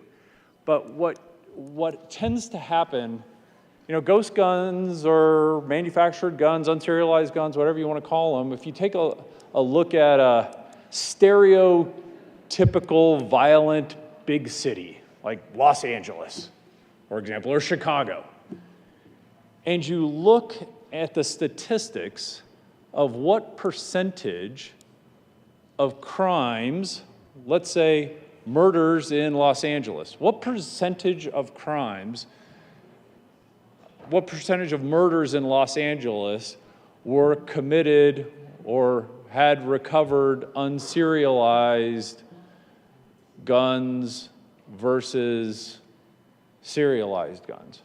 You know, 400 and some homicides where guns were recovered that all but 20 or 25, I think, were serialized. So is it the serialization of the gun that's the problem? I don't know that I buy into that. I think it might be one of those things because it's fresh in our minds. It's fresh in our minds, and I think when we have a violent act committed in our very backyard here, in the city of Denver, for us not to assume, hey, it's a problem, we have to address it right away and we need legislation to do it right away, I think is probably natural, but I don't know that it's the right way to do it. I mean, we all know that homicides, in particular across our country, are far and away committed with serialized handguns. But when we hear of a tragedy, you know, again, we look for a specific type of firearm to target, and today it happens to be manufactured guns. So I do caution us as a body a little bit. A bad analogy would be to say, okay, in Manhattan, New York, a rental pickup truck careens down a sidewalk and kills 8 people. You probably remember that happening. And the governing body in New York says, well, we've got to do something about how we rent vehicles, particularly how we rent pickup trucks. Right? There's no logic in that. To me, this is, again, it's not a perfect analogy, but it's somewhat analogous to that. It's natural to see a tragedy and want to act on it.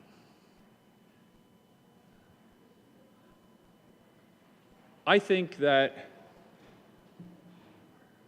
criminals may be specifically looking for unserialized firearms, but they can already find them. We already have laws on the books about defaced firearms, and I'm assuming, it's one of the questions I had for the bill sponsors, I am assuming that's why we built in an exemption under this law for defaced firearms, is that the assertion is that the penalty for a defaced firearm, even though, as I see it, it's less than the penalty for a firearm that never had anything to deface in the first place. I don't think there's parallel between the two crimes.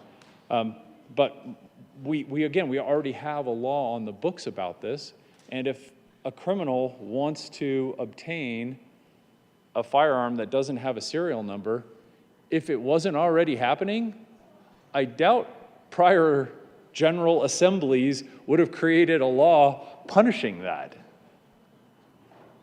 So my disturbing and sad prediction is that when this law passes, that there may be fewer crimes committed with unserialized weapons in Colorado. A few. I mean, we don't have walls around the state of Colorado. Can bring in unserialized weapons from a lot of different states, probably a lot of different countries. If we were an island kingdom, those who were fortunate enough to be educated in island kingdoms, it's probably a little easier to keep things like that from happening. I think you can get away with things in New Zealand and the UK and Ireland that you might not be able to practically accomplish in the United States of America. But my sad prediction is that you may see a slight reduction in crimes that were caused by unserialized weapons that happen to have been built in the state of Colorado. But I think you will see an uptick in crime committed with stolen firearms. Because a criminal who doesn't want to go through a background check, in my opinion, colleagues, isn't just going to throw up their hands and say, well, I guess I can't commit that crime now, because now I got to go through a background check and going to end up with a serialized gun. I'm not a criminal. So I'm not pretending to know exactly how criminals think, but my assumption is that they're going to still be intent on committing crimes and simply find the next path of least resort, and that's why I use the whack-a-mole analogy. Maybe we do whack this mole. I don't think we're going to. So that's my big problem with the bill, but I do have some detailed concerns that I think all of us need to look at. And I'm looking specifically at two things. One is page 4, lines 15 and 16. So again, going under the assumption that the sponsors' motives are pure in this, in that the goal is not to stop somebody from manufacturing their own firearm, as long as they then have it serialized. Lines 15 and 16 define what this unfinished frame or receiver is. So in the definition, line 13, means any forging, casting, printing, extrusion, machine body, or similar article. Here's a couple of sentences that I'm not crazy about.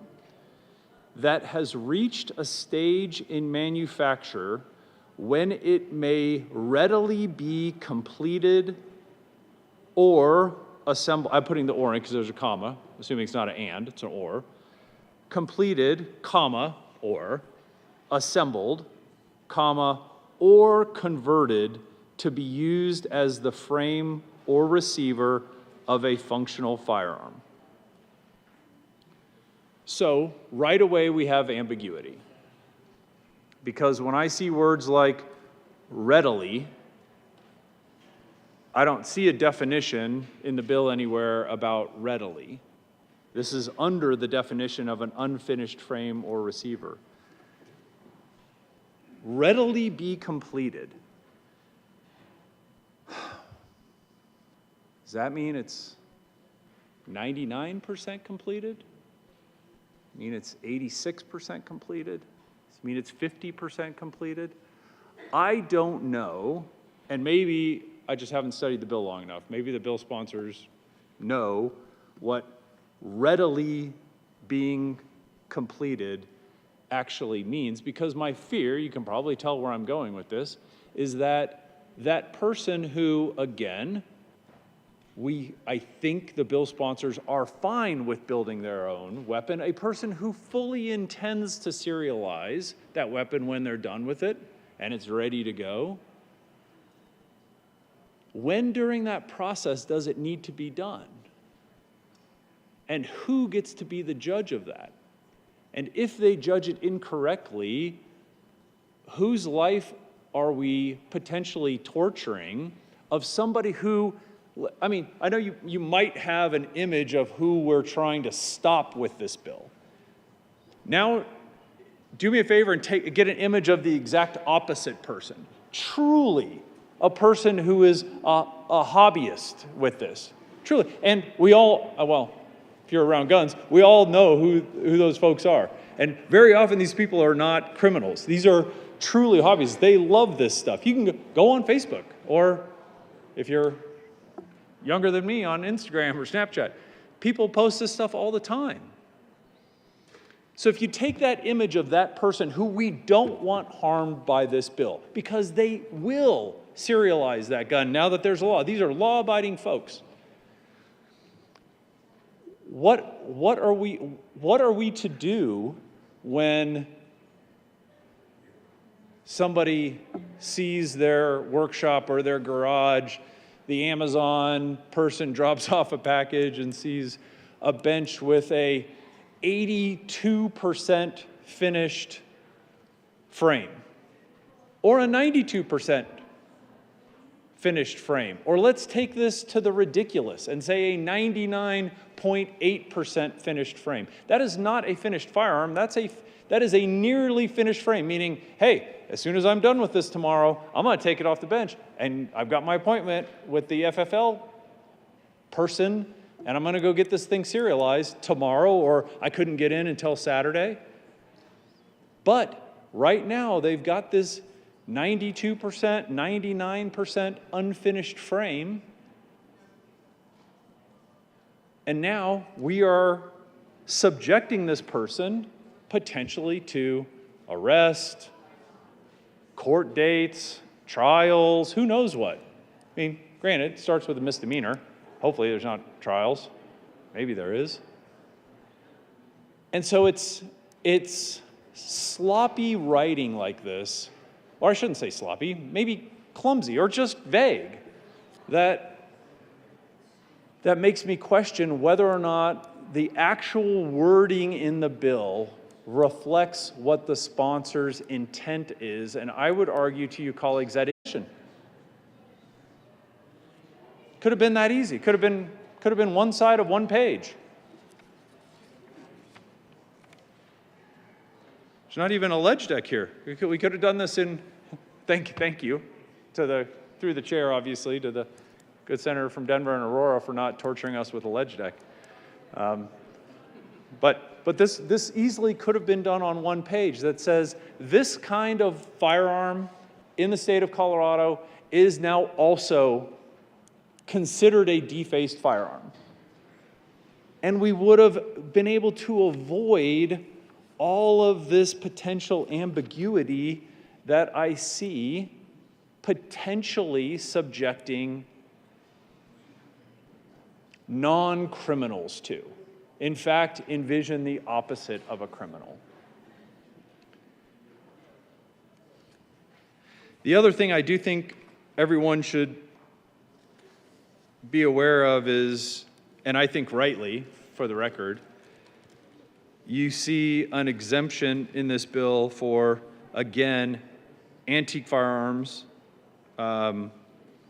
defaced firearms, which I would love to have the bill sponsors explain why the weaker penalties that I see for defaced firearms don't match the potential felony of a second offense that I see in this bill. And again, criminal laws, not my thing. I'm a Title 25.5 kind of person. Once we get to 18, I get nervous. But why did we add defaced firearms to that with what I think is weaker penalties? And remember, we already have an exemption in here for firearms that were manufactured before 1968. So it's not like we're going to keep unserialized guns out of our state. Anybody who wants to can go buy an AR-15 as soon as this bill passes.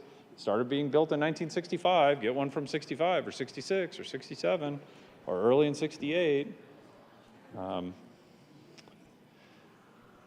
So for those reasons, I'm going to, would love to get my questions answered just out of raw curiosity from folks that I think spent a lot more time in Title 18 than I do, but would definitely, for the reasons stated, encourage a no vote on Senate Bill 279. Thank you, Madam Chair. Thank you, Senator Smallwood.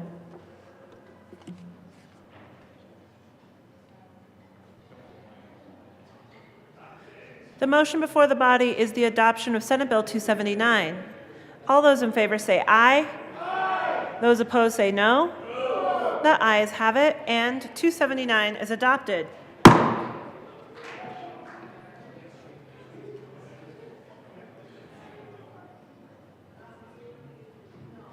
Ms. Cole, will you please read the title to Senate Bill 213?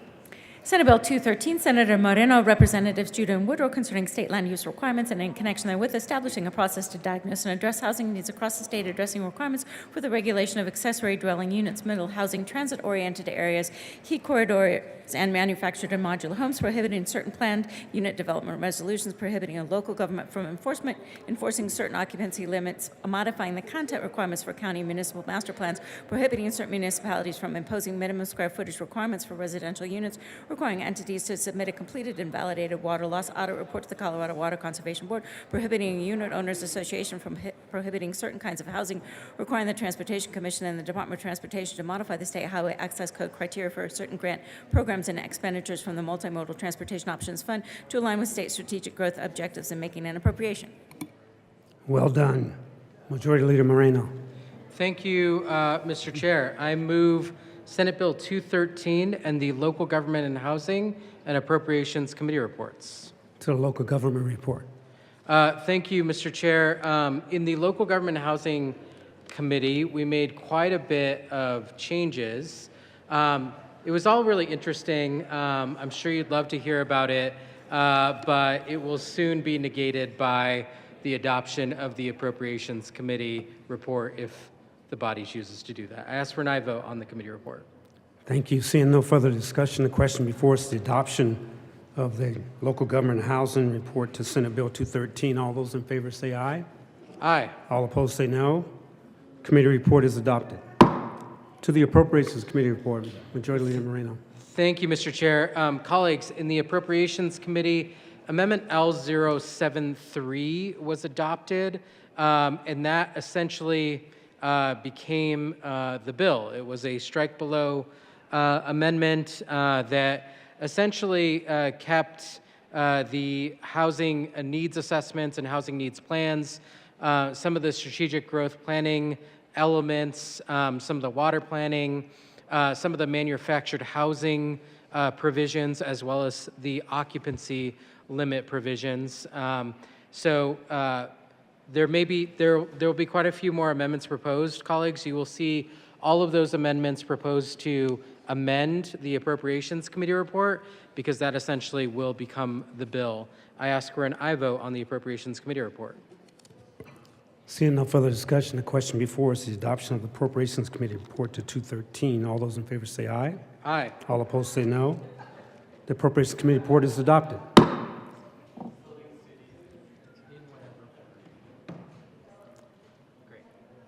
To the bill, Majority Leader Moreno. There is an amendment at the desk. Thank you. Ms. Cole, please read the title to L084. Amendment L084 by Senator Majority Leader Moreno. Moreno. Thank you, Mr. Chair. I move Amendment L084. To the amendment. Thank you, Mr. Chair. Colleagues, Amendment L084 adds two words, "or amended."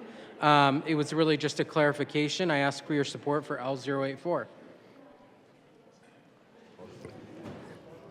The motion before us is adoption of Amendment L084. All those in favor say aye. Aye. All opposed say no. Amendment L084 is adopted. There's another amendment at the desk. Ms. Cole, please read the title to L094. Amendment L094 by Senator Moreno. Majority Leader Moreno. Thank you, Mr. Chair. I move Amendment L094. To the amendment. Thank you, Mr. Chair. Colleagues, Amendment L094 really just contains some technical cleanup language that was needed that provides some much-needed clarification to the L073 amendment. I ask for your aye vote on L094. Thank you. Is there any further discussion? Yes. Senator Pelton B. Thank you, Mr. Chair. I would just like to thank the Majority Leader for this amendment. This is one of the ones that I know that I was asking for, and I really appreciate you doing this, and I ask for an aye vote on L094. Thank you. Seeing no further discussion, the question before us is adoption of Amendment L094. All those in favor say aye. Aye. All opposed say no. The amendment is adopted. There's another amendment at the desk. Ms. Cole, please read the title to Amendment L093. Amendment L093 by Senator Moreno. Amend the Appropriations Majority Leader Committee. Moreno. Thank you, Mr. Chair. I move Amendment L093. To the amendment. Thank you, Mr. Chair. Colleagues, Amendment L093 makes a slight change to the multi-agency group. This was a concept I worked on with the senator from Brighton, adding a member who represents special districts that would provide really beneficial information to this multi-agency working group in terms of service delivery. Special districts would be added if this amendment is adopted. Senator Kirtmeyer. Thank you, Mr. Chair. I, too, rise in support of L093. I want to thank the good senator from Commerce City for working with me on this amendment and bringing it forward. Urge and I vote. Thank you. Seeing no further discussion, the question before us is adoption of Amendment L093. All those in favor say aye. All opposed say no. The amendment is adopted. There is another amendment at the desk. Ms. Cole, please read the title to Amendment L092. Amendment L092 by Majority Senator Leader Moreno. Moreno. Thank you, Mr. Chair. I move Amendment L092. To the amendment. Thank you, Mr. Chair. Colleagues, this strikes one word, allocation, in terms of the water policy that needs to be adopted. I understand that allocation has a pretty specific connotation in water law, and so we didn't mean to implicate anything in any way. We just say, you have to have a water policy in the housing needs assessments and plans in order to plan for water for denser developments. I encourage your support of L092. Further discussion? Yes, Senator Pelton B. Thank you, Mr. Chair. I just would like to thank the Majority Leader again for this amendment. This is a great amendment, and thank you for changing this word because, like you said, there is actual case or law with the water, and it's very important that we just have that with the water, and I appreciate that. So I ask for I vote on L092. Thank you. Seeing no further discussion, the question before us is adoption of Amendment L092. All those in favor say aye. Aye. All opposed say no. Amendment L092 is adopted. There's another amendment at the desk. Ms. Cole, please read the title to Amendment L091. Amendment L091 Majority by Leader Moreno. Thank you, Mr. Chair. I move Amendment L091. To the amendment. Thank you, Mr. Chair. Amendment L091 establishes a statewide summit. This was language that was pulled directly from L010, which then became L036, but was a very popular idea, and I really like it too. And it just says we should really host a statewide summit so that we can discuss and take more of a regional approach to some of these issues. And so I encourage your support for L091. Senator Kirkmeyer. Thank you, Mr. Chair. Again, I rise in support of L091. This amendment looks suspiciously very familiar. In fact, it is verbatim out of my amendment that I proposed in committee and my amendment that I proposed in appropriations. So appreciate the good senator from Commerce City including it into Senate Bill 213. I think it's an important step forward. It's about really getting the whole state together to have a conversation and talk about how we deal with issues and how we create a vision for the state of Colorado together in partnership with cities, with counties, with towns, with special districts, and the state coming together, and all sorts of other folks like chambers of commerce, affordable housing groups, service providers, water providers, the agriculture sector, home builders, environmental groups, economic development professionals, transportation experts, tribal governance, and other stakeholders as necessary to provide diverse perspective on the issues discussed at the summit and regional meetings throughout the state. This is how it should have been done. This is how it should have been done. We should go out, do it the Colorado way, work together in partnership, talk about what our issues are, and make it work for all of Colorado and include the whole state. Urge and I vote. Thank you. Further discussion? Okay. The question before us is adoption of Amendment L091. All those in favor say aye. Aye. All opposed say no. Amendment L091 is adopted. There's another amendment at the desk. Thank you. Ms. Cole, please read the title to Amendment L078. Amendment L078 by Senator Hawkins Lewis. Thank you, Mr. Chair. Colleagues, Please move the amendment first. Thank you. I move L078 to SB 213. To the amendment.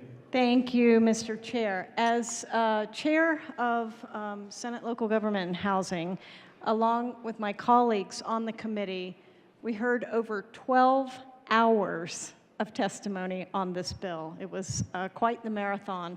I first want to thank the Majority Leader for working with me on this amendment, and I also want to thank the numerous counties that really wanted to see equity and environmental justice and looking at assessing data around inequities. That's what this amendment is about. While we may have a little bit of tweaking on the language, and I thank the good senator from Denver, we're going to work together a little bit more on this language, I think. But the intent of the amendment is to get to looking at improving mobility while at the same time having the needs assessment really get to all these issues. We are in a housing crisis. This addresses many, many of the witness testimony that we heard that night. And so take a look at it. It's a long amendment, but we really urge an aye vote because it takes into account so many issues that are coming up in our housing crisis right now in Colorado. Senator Gonzalez. Majority Leader Moreno. Thank you, Mr. Chair. And colleagues, I do encourage your support of for L078. This was some of the language and concerns that were raised by folks from Boulder County, just making sure that we establish some equity, that we further drill down on the other elements that are related to housing, things like vehicle miles traveled and around emission goals. And so this is a good amendment, and I would encourage your support. Thank you. Senator Gonzalez. Thank you, Mr. Chair. I rise with a few questions in regards to L78. In that, I appreciate the intent behind the amendment, and yet there are some aspects that I think are written a bit loosely that I would like to, as the senator from Boulder mentioned, would like to tighten up and address. On page 3 of the amendment, you see the language on line 4, reduction of near road air pollution. That is not defined within the bill language. I think colloquially we may understand what we're talking about, but I want to understand more specifically what we mean as to the black letters of on the white paper on that definition. Also, there are on page 1 of the amendment between lines 4 and 12, specifically on line 11, a reference to family status. And I don't know what that means. I mean, y'all are all fam, so, you know, whatevs. But what does that mean? What are we asking for there to be coordination around? And what is the assessment and data request around those two aspects? There's other places that are similarly, I think we understand what we mean, and yet I want to get into that more specifically and hone in and define. Senator Hawkins Lewis. Thank you, Mr. Chair. And again, I really appreciate the senator from, you can keep that one if you want, the senator from Denver's pointing these, at least these two issues that we can tighten up, and I have made a pledge that we will continue to work on that. It's really good catch. I agree. We're all family. Do we all live together? No. So I think it's really important that we take a look at these issues. The intent is that we really go beyond just how do we get more affordable housing, how do we get to some of the goals that we know were the intent of Senate Bill 213, but how do we fine tune and make sure that our needs assessment is looking at the broader issues. So we will try to take a look at that wording and get it to be a little less fuzzy. Thank you. We are family. Senator Kirkmeyer. Thank you, Mr. Chair. I rise in opposition to L08. The main reason is this. This is a 1, 2, 3 full pages, 3 full pages of an amendment that we're just getting right now. And I would say this, first of all, there is actually really no reason to prescribe all of this in law. Absolutely no reason at all. I understand that we heard from a lot of people and at the local government committee, which I was on, that I subbed in for, that lasted actually about 9 hours, maybe 8. Because again, once again, we took a senatorial 5. And for those of you who thought that a senatorial 5 meant 5 minutes, well, when you're in committee, it does not. It means at least 3 hours, apparently. So we were in committee, we listened to a lot of folks, we went till, I don't know, seemed like midnight, might have seemed like 3 or 4 days went by. But again, there's absolutely no reason to prescribe all this in law. In fact, this was the reason that I pushed so hard to get a statewide summit. A statewide summit that has at least 6 regional meetings throughout the state. That involves the Department of Local Affairs, Statewide Association of Municipalities, so CML, CCI, special districts associations that will help pull this summit together. But then it involves everyone, local governments, chambers, affordable housing groups, infrastructure and service providers, water providers, the agricultural sector, home builders, environmental groups, economic development professionals, transportation experts, tribal governments, and other stakeholders. But it involved everyone to come to the summit and then to attend their regional meetings, to get engaged and have that discussion and start helping find solutions that progress us even further, that make Colorado even better than what we are now. And it's to talk about those areas of land use, housing availability and affordability, water availability, and transportation. We heard from the good senator from Boulder that this was raised by Boulder County. I'm thinking at this point, Boulder County probably doesn't like Senate Bill 213 because they were in support of the original bill.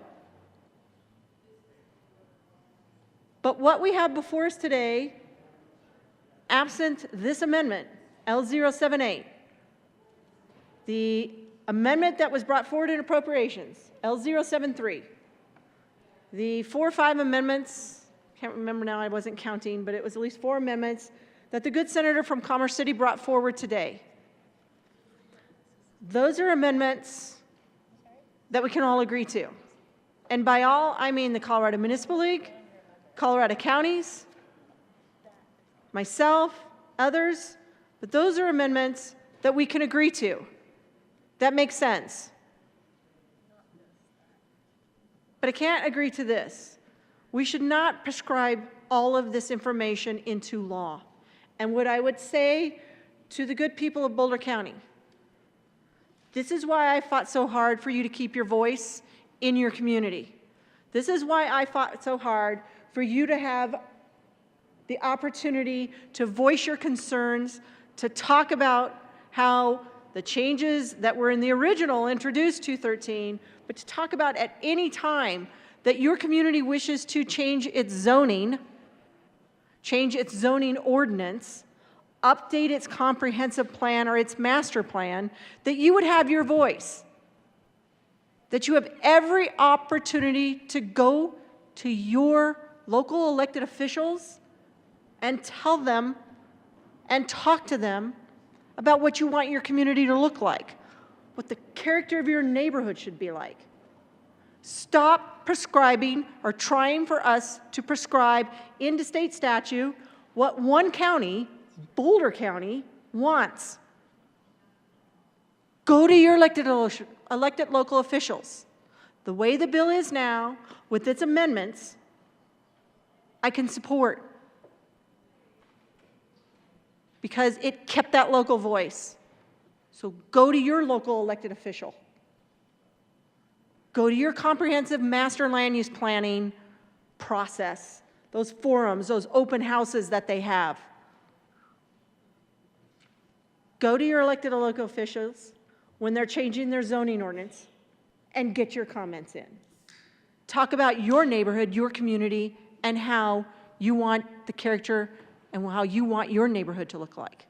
Stop trying to prescribe in statute the vision for the whole state of Colorado. We don't need to boulderize this bill at this point. We finally have it to a good point. There'll be plenty of opportunity for you to get all of your comments in during a summit, during regional meetings. I urge a no vote on L078. Thank you. Further discussion. Senator Hawkins Lewis. Thank you, Mr. Chair. I just want to be really clear so that everyone knows where this amendment is coming from. It's not coming from one county. It's coming from many, many counties. And the idea around family status is so that when we're looking at the needs assessment, we want to make sure that houses are built large enough for the families that are here in Colorado. The other piece that I want to make really clear about is that, like, does that mean 1 bedroom, 2 bedroom, 4 bedroom, 5 bedroom?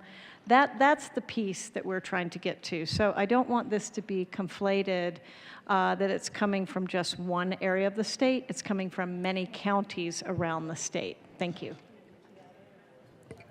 Senator Kurt Meyer. Thank you, Mr. Chair.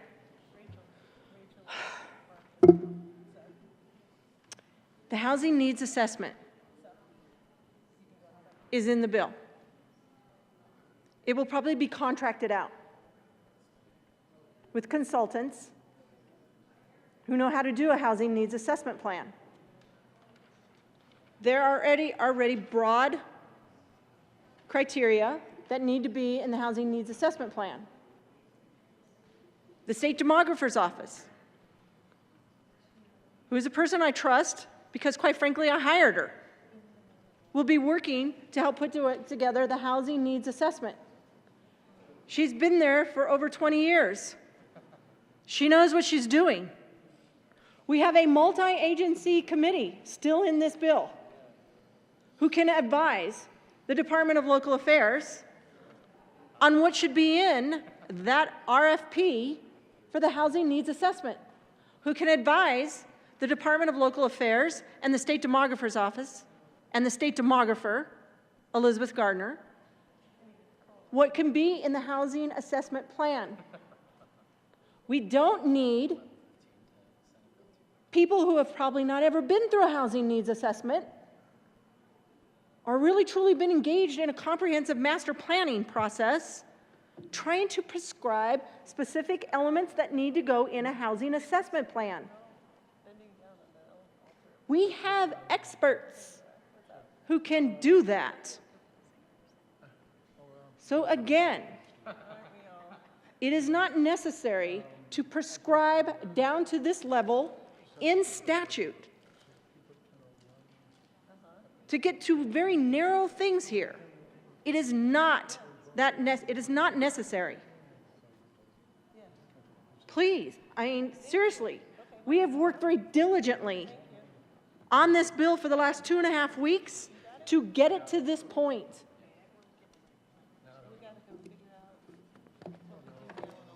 I urge a no vote on L078.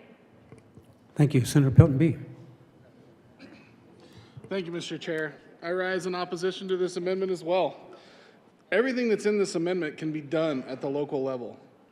And if there are counties that want this, then they can do this with their municipalities and work with their municipalities. I know that I have 48 counties that I can think of just off the top of my head that doesn't want anything to do with this. So, I mean, I could come up here with an amendment that says I can exempt those 48 counties. But the biggest thing is that with this amendment, local governments have it in their control with the needs assessment, with the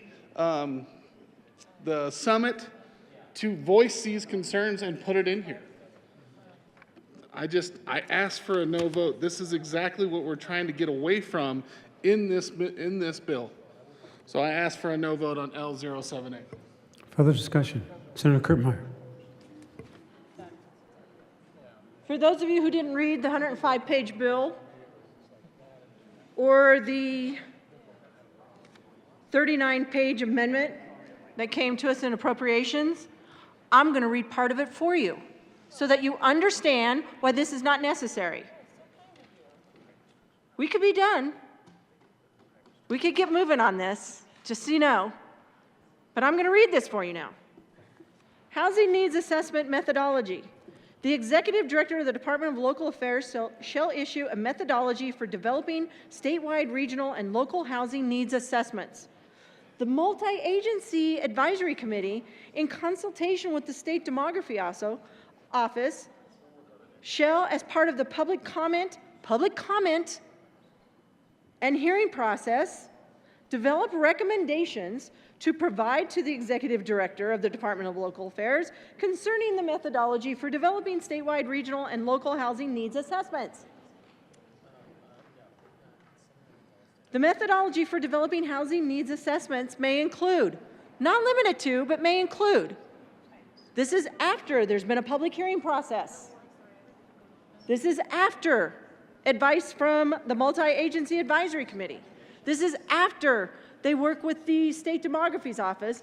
The Executive Director of the Department of Local Affairs, in developing the methodology, may include, for the statewide housing needs assessment, methods to estimate housing stock, conduct a housing shortage analysis, estimate the housing necessary to accommodate the demographic and population trends forecast by the State Demography Office, categorized by household size, household type, including for supportive, for sale, and rental housing, and income level, including extremely low income, very low income, and low income households, all defined by the United States Department of Housing and Urban Development.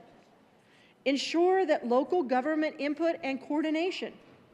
For regional housing, methods to access regional housing needs for each region based on existing and projected housing shortages, surpluses for different household types and income levels, including extremely low income, very low income, and low income households as defined by the United States Department of Housing and Urban Development. They will look at existing housing diversity and stock. They will look at current jobs by income level. They will look at the future population and job growth projections and the demographic and population trends forecast by the State Demographer's Office. They are also to designate regions based on the boundaries of metropolitan planning organizations, rural regions, and rural resort regions. The designation of rural regions and rural resort regions must be based on regional commuting patterns.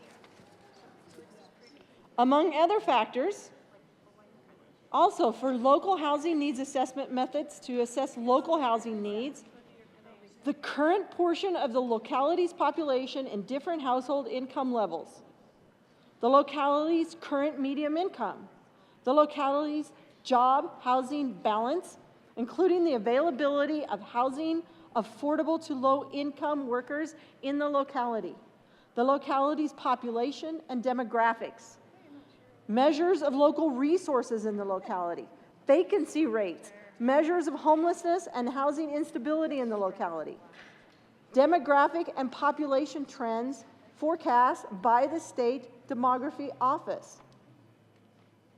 This is just where they're starting. And they're going to have public process. And now we're going to have a summit where the public can be engaged even further and get their comments in. But there will be comments, there will be advice by the multi-agency committee that is still in this bill, because we had to give them something to do. And there will be public comment and a hearing process. It is not necessary to go to the length of prescription to tell them what to put in a housing needs assessment. It just gets in the way and it adds on costs and doesn't necessarily add any meaningful data or information necessary for a local government or a regional group or the state to create a housing needs assessment plan. I urge you to vote no. Thank you. The question before us is adoption. Yes, Minority Leader Lundin. Thank you very much, Mr. Chair. I just want to step into the well and say I believe this amendment violates a principle that we fight to defend constantly, and that is local control. And the reason we defend that principle is we want to keep the individuals whom we are governing as close to access to the conversation of those who are governing them as possible. Because at the end of the day, we aren't actually governing them. They are allowing us to represent their perspectives. And so the easiest way for their perspective to come through and be a part of the conversation and vibrant and meaningful is to keep it as close to their homes and as close to their access points as possible, so they can live their lives and still have the time and availability to engage in the laws and rule-making process that affects their lives. And nothing affects a person's life more than how you shape the tone, the tenor, the function of their community. If you're going to mess with somebody's home, you need to give them an opportunity to engage in the conversation. The only thing that would be more precious to most individuals than their home would be their family. And the home exists to support and protect the family. So this amendment, I believe, violates that core principle. It says, let's roll the authority up to the state in a way that intrudes on that principle. So I, based on that argument of principle, and you've heard arguments on policy from the well just now as well against this, but I think based on that principle, I would encourage a no vote on this amendment. Thank you, Mr. Chair. Thank you. Senator Peltonar. Thank you, Mr. Chair. I sat on the local gov committee, and I've been following this bill as it's moved along. I've been very impressed with the majority leader's work on this bill and being so willing to make changes, make amendments to make this bill something that I was getting to a point I could support. With this amendment, that's gone away. I think that, you know, it's all been done in good faith, and some good things have been done. And so I ask for a no vote on this amendment. Further discussion on Amendment 70? Yes, Senator Kirkmeyer. I'm sorry, I need to grab it. Thank you, Mr. Chair. This amendment has a bunch of language in it that I think is probably somewhat already even covered in the rest of the bill as presented today with the amendments. It talks about assessing and providing data regarding any home ownership or rental housing inequities. So it's putting a value on there. I'm not sure how a consultant's going to get to something or what's going to happen, but anyways, here's what else is in this bill. Displacement assessment and displacement mitigation measures. So no later than March 31st, 2024, the Executive Director of the Department of Local Affairs shall develop guidance after consultation with community groups experienced in working with individuals who have been displaced or preventing displacement to guide municipalities in conducting displacement assessments and adopting displacement mitigation measures. The assessment shall be designed with the goal of providing urban municipalities with adequate guidance and tools to prevent displacement from areas, communities, or households at high risk for displacement. Whether the good senator from Longmont knows it or not, she's basically speaking to what's already in the bill. The populations that she's identified, that the good senator from Longmont has identified in her amendment, are identified as households who are at high risk for displacement. The multi-agency, I'm going to go on and read some more further from the bill. The Multi-Agency Advisory Committee shall, as part of the public comment and hearing process, develop recommendations to provide to the executive director the development of a menu of displacement mitigation measures. Those measures must provide guidance to identify the areas at the highest risk for displacement using objective standards. This assessment must include factors that can be used to identify risk for displacement at the census tract or other similar geographic scale. So we have a whole section here on putting together a menu of displacement mitigation measures. There is no reason to add this to the housing needs assessment. No reason at all. Again, I urge a no vote on L078. Further discussion? Seeing none, the question before us is the adoption of Amendment L078. All those in favor say aye. Aye. All opposed say no. No. Amendment L078 is adopted. There is another amendment coming. Thank you. Ms. Cole, please read the title to Amendment L101. Amendment L101 by Senator Hawkins Lewis, amend the Appropriations Senator Committee report Hawkins dated. Lewis. Thank you, Mr. Chair. I move L101. To the amendment. Thank you, Mr. Chair. Colleagues, in the 12 hours of testimony that we heard, when you're listening to that much testimony, sometimes you try to do things like highlight the areas that you've become really familiar with. In my district, ADUs, accessory dwelling units, are very popular because it's a way of keeping families together. Longmont has one of the best policies in the state. So does Lafayette. And then as I was studying ADUs to get ready for this bill, I learned that many municipalities around the state have excellent policies on ADUs. The one thing that's missing from our needs assessment that is in this bill that I am very supportive of is making sure that we look at good ADU potentials in the entire state. So right now, the needs assessment is broken into 3 parts. If you didn't have a chance to read the whole bill, here's a quick primer on the needs assessment. It's going to look at statewide needs, it's going to look at regional needs, and it's going to look at local needs.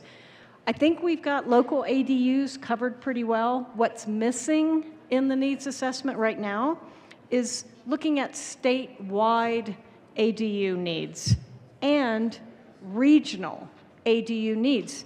That's all this amendment says. That's it. It's very simple. In the needs assessment, please look at statewide and regional ADU needs. It's a very important, critical, missing piece. I ask for your aye vote on 101. Majority Leader Moreno. Thank you, Mr. Chair. And to Amendment L0101, just want to make sure it's clear that the bill as proposed or originally drafted would have allowed accessory dwelling units as a use by right in any zone. This amendment doesn't propose to do that. It just simply says in the housing needs assessment, it should determine the extent of the need for accessory dwelling units. So it's just one more measure that folks consider when they're preparing their housing needs assessments. So I encourage support for the amendment. Thank you. Senator Pelton B. Thank you, Mr. Chair. I just have a question for the sponsor of the amendment.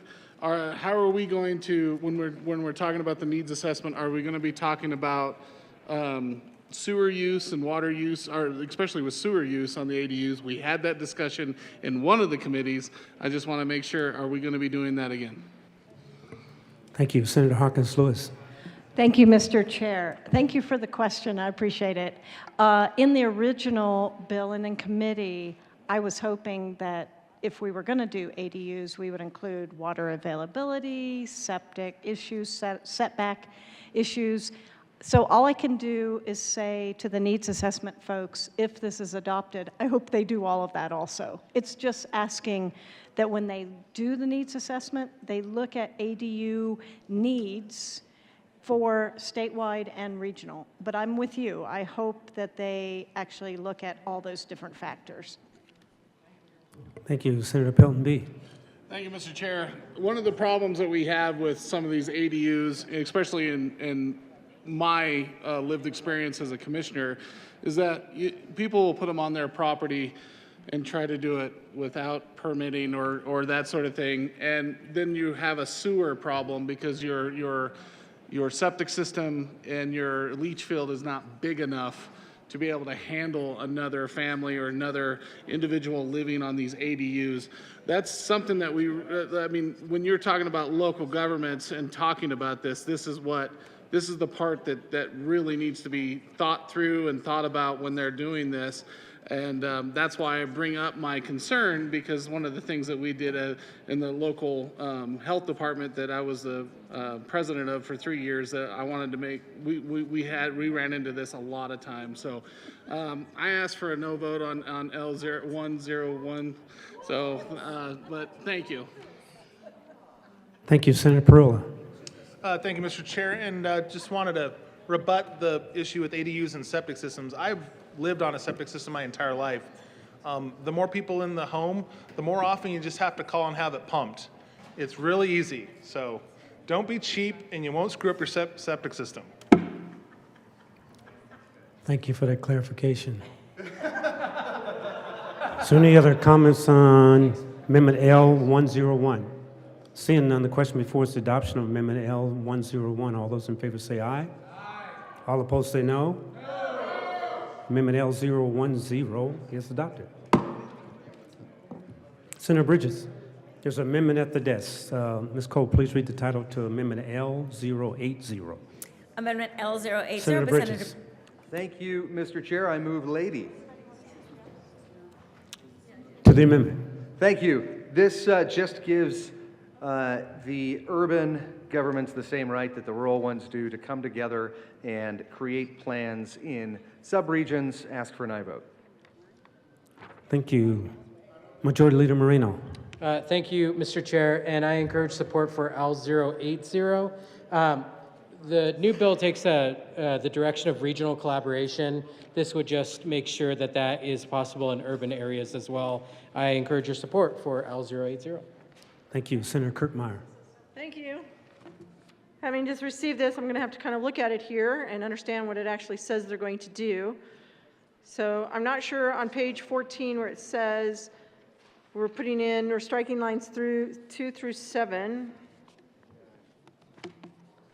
I'm sorry, I missed it when you said what your amendment does. I'll talk about it again. Okay. That gives me a few more minutes to look at it. Sure. Senator Bridges. Thank you, Mr. Chair. So right now in I'll just refer to the strike below as the bill. We allow rural areas to create plans together in units that are determined by those various different municipalities. So if you look at South Metro Denver, you've got Sheridan, Englewood, Cherry Hills, Greenwood Village, Littleton, and Centennial, sort of all in this roughly Santa Fe, I-25, Denver border to the Dougco border on county line. And this is a real natural region to be looking at housing needs and to be working together to create collaborative housing plans. In rural areas, they already have the right to come together and say, you know, we think that this particular valley, made up of various different municipalities, has a common interest, has common challenges, and can work together to solve those housing needs that have been identified. And so all we're doing in this amendment is saying, you know, for those municipalities that feel like their region, that feel like they should be working together, who feel like there is some sort of common ground there that that they share and that they would like to create a plan together, that we just give them that same capability. So really just taking what we're already allowing in rural areas and allowing it in urban areas as well. Thank you. Senator Kirkmeyer. Thank you, Mr. Chair. Okay. Seriously. I really wish you all would have been involved in some planning processes in your communities. I just really wish you would have been. I really wish you would have been even more involved in your Council of Governments. Do we understand, do you all understand that in this state, there are like 14 planning regions? They were created years ago. And within those 14 planning regions, all but one have council of governments. They have COGS, council of governments, throughout the state. There is already regional planning processes. Whether you live in an urban area, an urban county, a rural county, a suburban county, there are already regional planning processes. Again, absolutely no reason to put into law what is already there. If no existing regional plan exists, a group of counties, council of governments, I'm sorry, what do you think a council of government is? It's cities and counties. That's a council of governments. Do we know what a metropolitan planning organization is? I mean, seriously, come on. Metropolitan planning organization, cities, towns, and counties.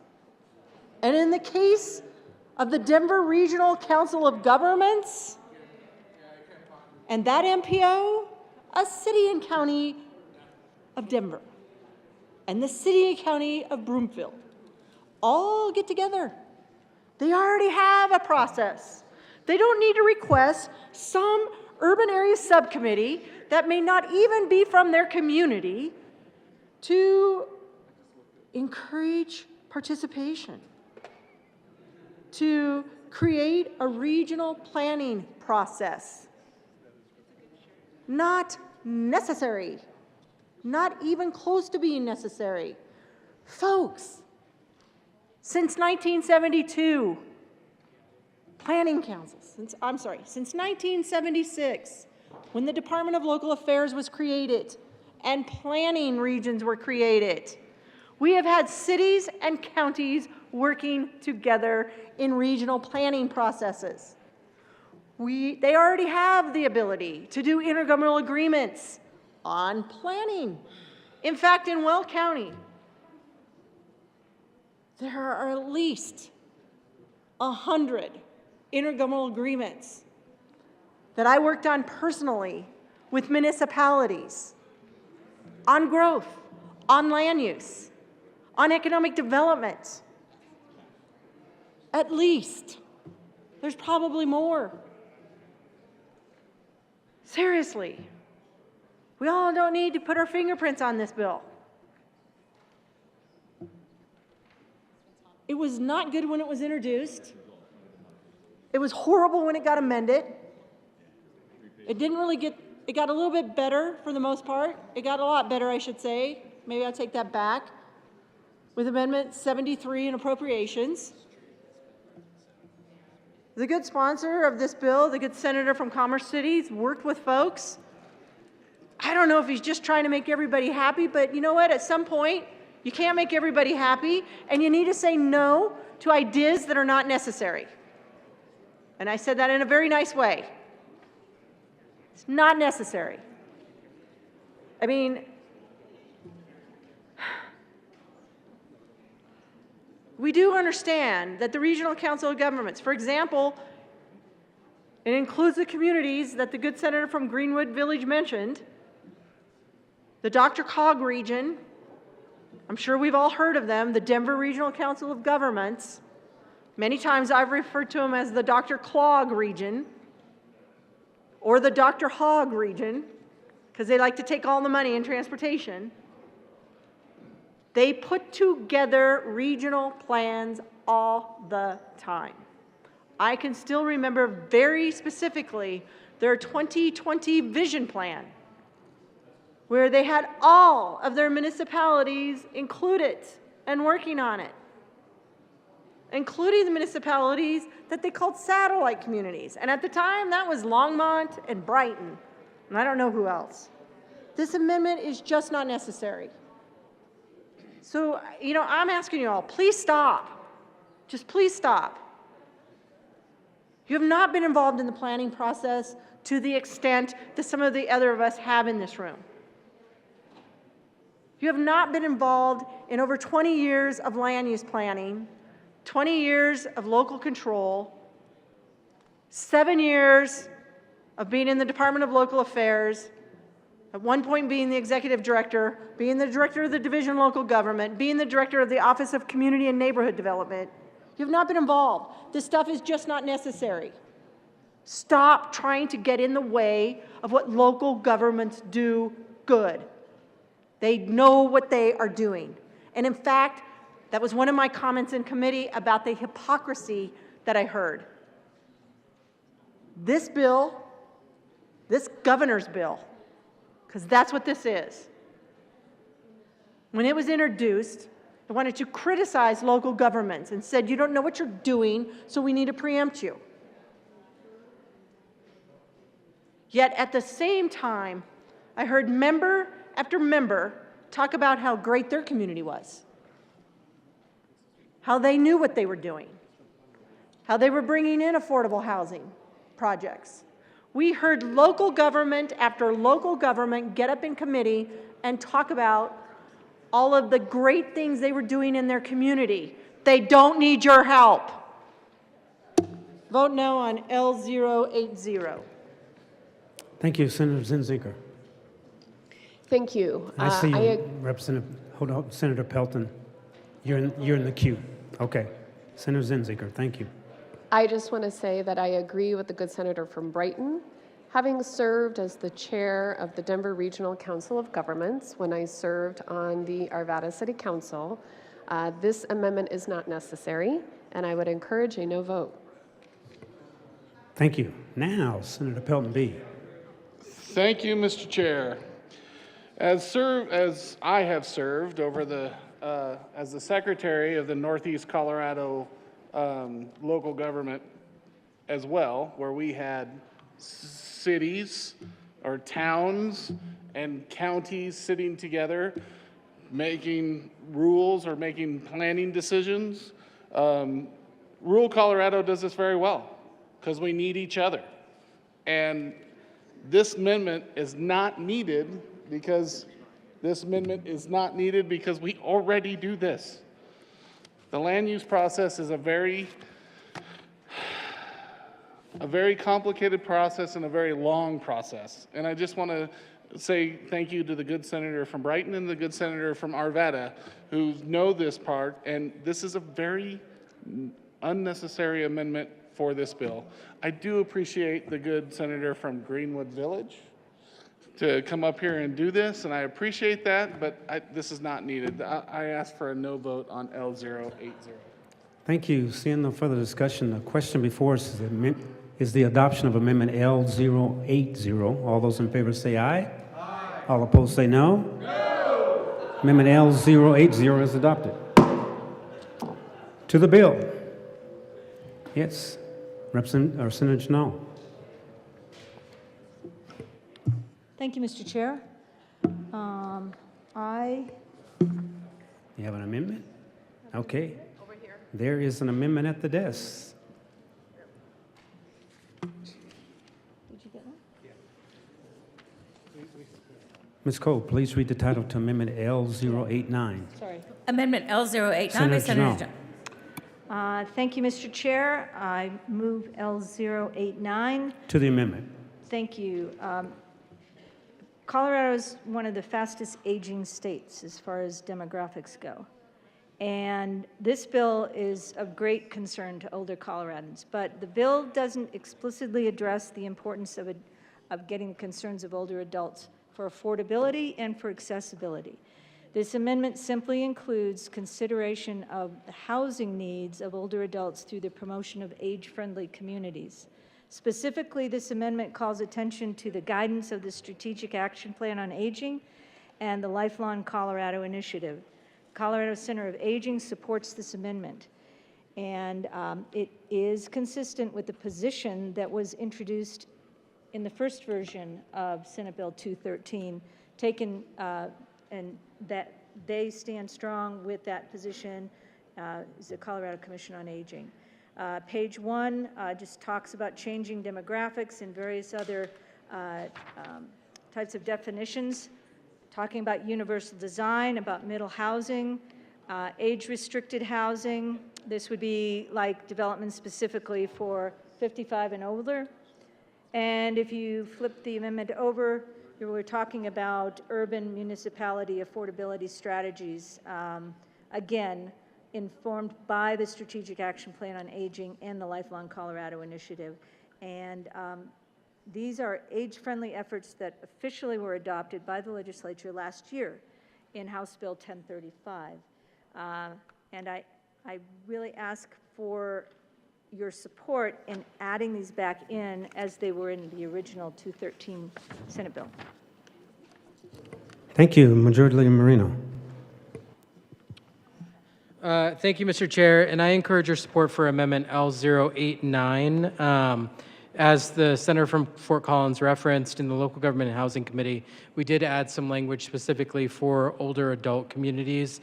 This would insert that back in, and so I am in favor of L089. Thank you. Further discussion? Senator Pelton B. Thank you, Mr. Chair. This is something that we already do in our community. I mean, we have made sure our economic development in Logan County has actually worked very hard to make sure that we had some aging housing going forward, and we really did a good job. The city of Sterling did a great job to make sure to make that accommodations, and we are looking, because our communities out in especially in my community in Sterling there, we are aging, and we are aging fast, but we already did this to make sure that people have a place to live. And so I'm not going to ask either way, so I say thank you. Thank you. Further discussion on Amendment L089. Seeing none, the question before us, the adoption of Amendment L089. All those in favor say aye. All opposed say no. Amendment L089 is adopted. There is another amendment at the desk.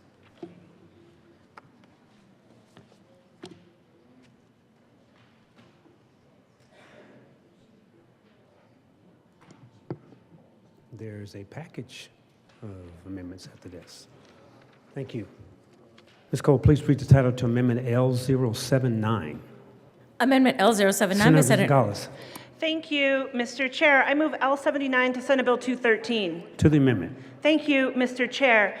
Colleagues, this amendment adds back in the displacement definition that was initially adopted during the Local Government and Housing Committee that was later, I believe, inadvertently stripped out in the strike below. We talk a lot about in this policy whether or not there should be a matter of mixed state and local concern or whether local control should prevail. Regardless, if we are not thoughtful about both affordability and displacement, we have the potential to do harm to people in the state. And so I am through Amendment L79 reinserting the definition, and we'll have a number of amendments that follow to really then hone in on both displacement and affordability. L79, to be clear, walks through and creates a definition of displacement that we will then later on address via a few other amendments. I ask for an aye vote. Thank you. Majority Leader Moreno. Thank you, Mr. Chair. And colleagues, this does provide a more holistic definition of displacement, which is very important in these conversations and for planning in the housing needs assessments. So I encourage your support for L079. Thank you. Seeing no further discussion, the question before us is adoption of Amendment L09 to Senate Bill 213. All those in favor say aye. Aye. All opposed say no. The amendment is adopted. There's another amendment at the desk. Ms. Cole, please read the title to Amendment L081. Amendment L081 by Senator Senator Gonzalez. Thank you, Mr. Chair. I move L81 to Senate Bill 213. To the amendment. Thank you, Mr. Chair. I thought these were in numerical order, but that's all good. This amendment is a recommendation that came out of the Affordable Housing Transformational Task Force, on which I served in 2021 alongside a number of other members of this body and alongside a number of members from the House and local government officials and housing experts. Coming out of that task force, one of the recommendations was to create a standing committee, a continued place where we can continue to learn from one another. I think it fits in line with the good senator from Brighton's, from Weld County's initial amendment around convening a housing summit. I think that if we have an opportunity and a space where we can continue these conversations, that this would be helpful and beneficial for us as lawmakers and for our housing experts and local communities and local officials to continue to have a space to then think up additional policy. I ask for an aye vote. Majority Leader Moreno. Thank you, Mr. Chair. As the senator from Denver stated, this was a recommendation coming out of the Affordable Housing Task Force. I think it would add value. I encourage your support. Thank you. Seeing no further discussion, the question before us is the adoption of Amendment L081. All those in favor say aye. Aye. All opposed say no. Amendment L081 is adopted. There is another amendment at the desk. Ms. Cole, please read the title to Amendment L070. Amendment Senator L070. Gonzalez. Thank you, Mr. Chair. I move L70 to Senate Bill 213. To the amendment. Thank you, Mr. Chair. This follows up on the first amendment that I ran, L79, which created a displacement definition. What L70 seeks to do is then to reinsert and then further hone in and refine on the displacement risk assessment and mitigation strategies, right? First part of this amendment walks through and creates a list of factors that a displacement risk assessment must include, right? Then from there proceeds to name out a number of displacement mitigation strategies. This is important because I have lived this in my neighborhood. I have seen this in my district, that if we are not thoughtful and intentional about looking about communities that could be vulnerable to displacement and identifying that and then taking action to combat it and prevent that displacement from taking place, that we are then not doing the best interest for our communities. And so this, as part of the housing needs assessment, gets real crystal clear on how best municipalities should work to combat, to identify and then combat displacement. I ask for an aye vote. Thank you. Majority Leader Moreno. Thank you, Mr. Chair. And one of the biggest issues we heard in the Local Government Housing Committee meeting is that it was great that the affordable housing strategies were specified in statute, but that the displacement mitigation strategies were not. That would be rectified through this amendment. I encourage your support. Thank you. Seeing no further discussion, the question before us is the adoption of Amendment L070. All those in favor say aye. Aye. All opposed say no. Amendment L070 is adopted. Senator Gonzalez.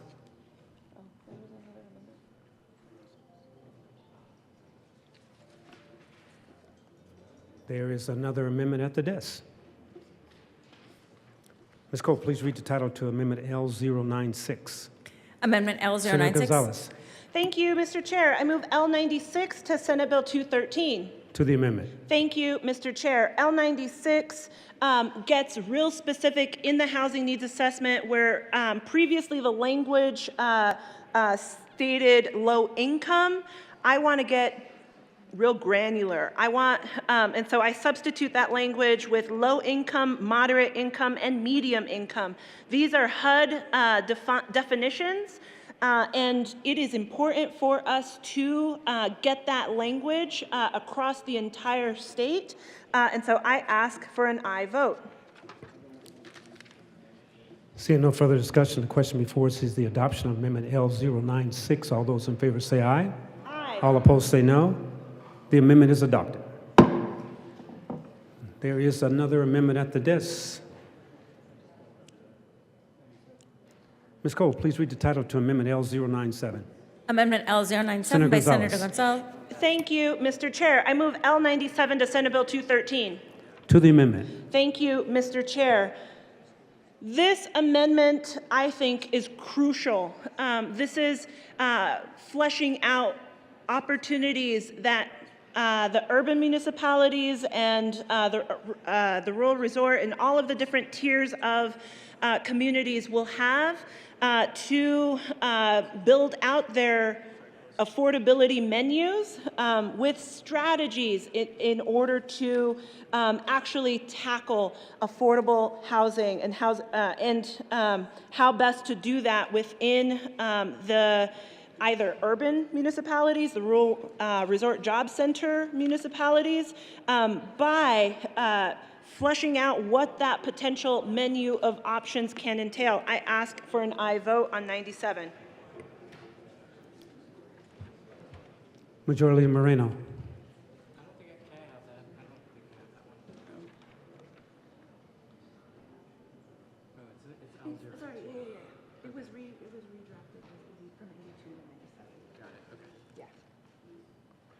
Majority Leader Moreno. Thank you, Mr. Chair. I support Amendment L097. It's a redraft of L082. Encourage your support. Thank you. Seeing no further discussion, the question before us is the adoption of Amendment L097 to Senate Bill 213. All those in favor say aye. Aye. All opposed say no. Amendment L097 is adopted. Further discussion? Senator Roberts. And we are back to the bill. Oh, we have an amendment at the desk. Thank you. Ms. Cole, please read the title to Amendment L083. Amendment L083. Senator Roberts. Thank you, Mr. Chair. I move L083. To the amendment. Thank you, Mr. Chair. Colleagues, this amendment makes some changes to the definition of affordable housing. The good senator from Denver was just talking about the work that we did on the Affordable Housing Transformational Task Force, where we grappled a lot with what does affordable housing mean? How do you define that? And I think there is strong agreement that that means something different all across the state. And we should allow in these housing needs assessments and in the whole context of this bill to have flexibility for different parts of the state and different communities to define affordability based on their local conditions. So that's what this amendment does. In the definitions parts of the bill, it changes the definition of affordable housing to reflect the needs of a community as identified as in the housing needs assessment. And then further on in the bill, it will allow the localities to come up with their own definition that can be relevant to their local area median income, and makes other small technical changes. I would ask for an aye vote on L83. Thank you. Majority Leader Moreno. Thank you, Mr. Chair. And colleagues, I encourage your support for Amendment L083. Provides a little bit more local direction in the definition of affordable housing, and I encourage an aye vote. Thank you. Seeing no further discussion, the question before us is adoption of Amendment L083. All those in favor say aye. Aye. All opposed say no. Amendment L083 is adopted. There's another amendment at the desk. Ms. Cole, please read the title to Amendment L105. Amendment L10. Senator Roberts. Thank you, Mr. Chair. I move L105. To the amendment. Thank you, Mr. Chair. Colleagues, this amendment is related to the water planning part of this bill. We talked a lot about water in committee. It was one of the main concerns that I had coming out of committee after supporting the bill. Still wanted to work on the water provisions to ensure that we weren't jeopardizing our state's water future. And this amendment makes a very small change, and I appreciate the work that went into the strike below regarding water and water planning. The current version of the bill asks that they consider the Colorado Water Plan, which I think is great. This amendment adds that they also should consider individual basin implementation plans in that work, and would appreciate your support for L105.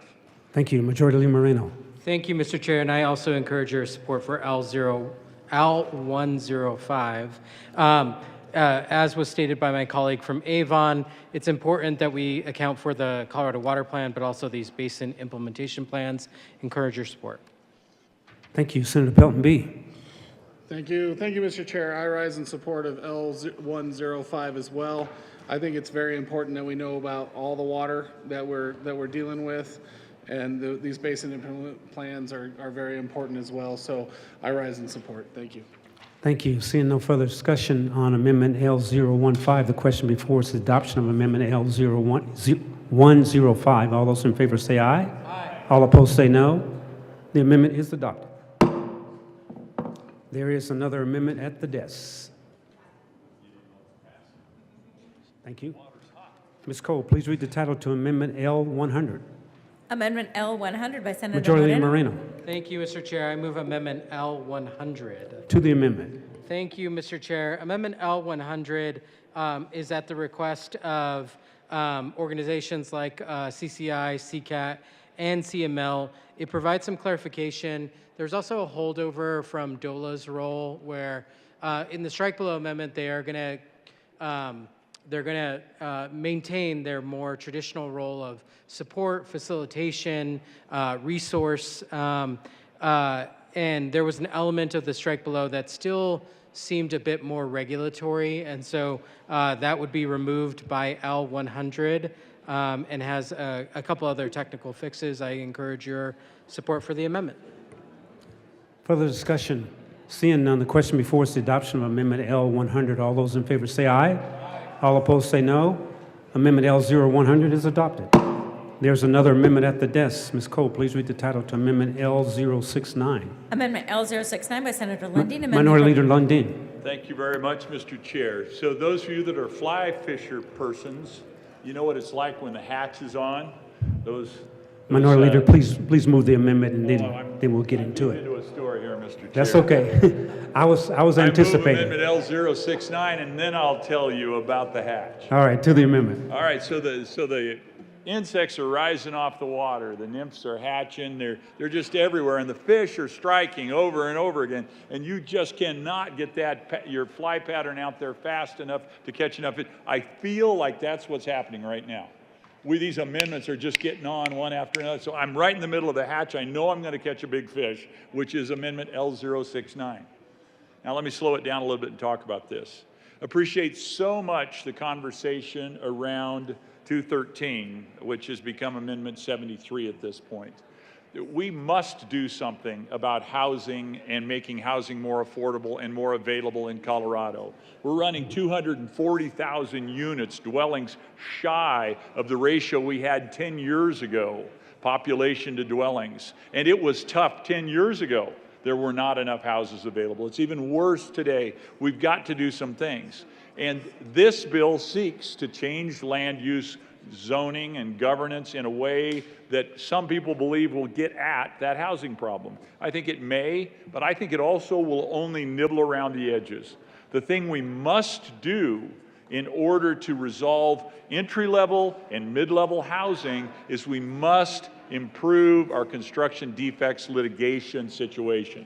We have a problem right now where the capital needed to build those 100, 200, 300,000 units we need to get built, it's just not going to be deployed because in an environment where it's hostile to construction and development, when litigation intrudes upon that, you don't get the capital deployment you need. Construction defect problems do a number of things that are impediments to homes being built. They increase insurance premiums. Permissive construction litigation laws, which I would argue we have, increase the risk of lawsuits for construction defects. As a result, builders and developers face higher insurance premiums to protect themselves from potential litigation. And these increased costs are passed along to home buyers. That raises the costs of homes. And that makes housing less affordable and less attainable for people. It also reduces the supply of housing. If developers and builders perceive a higher risk of litigation, they're less likely to undertake construction projects. And this reduces the overall supply of housing, and it also leads to higher prices and limited availability.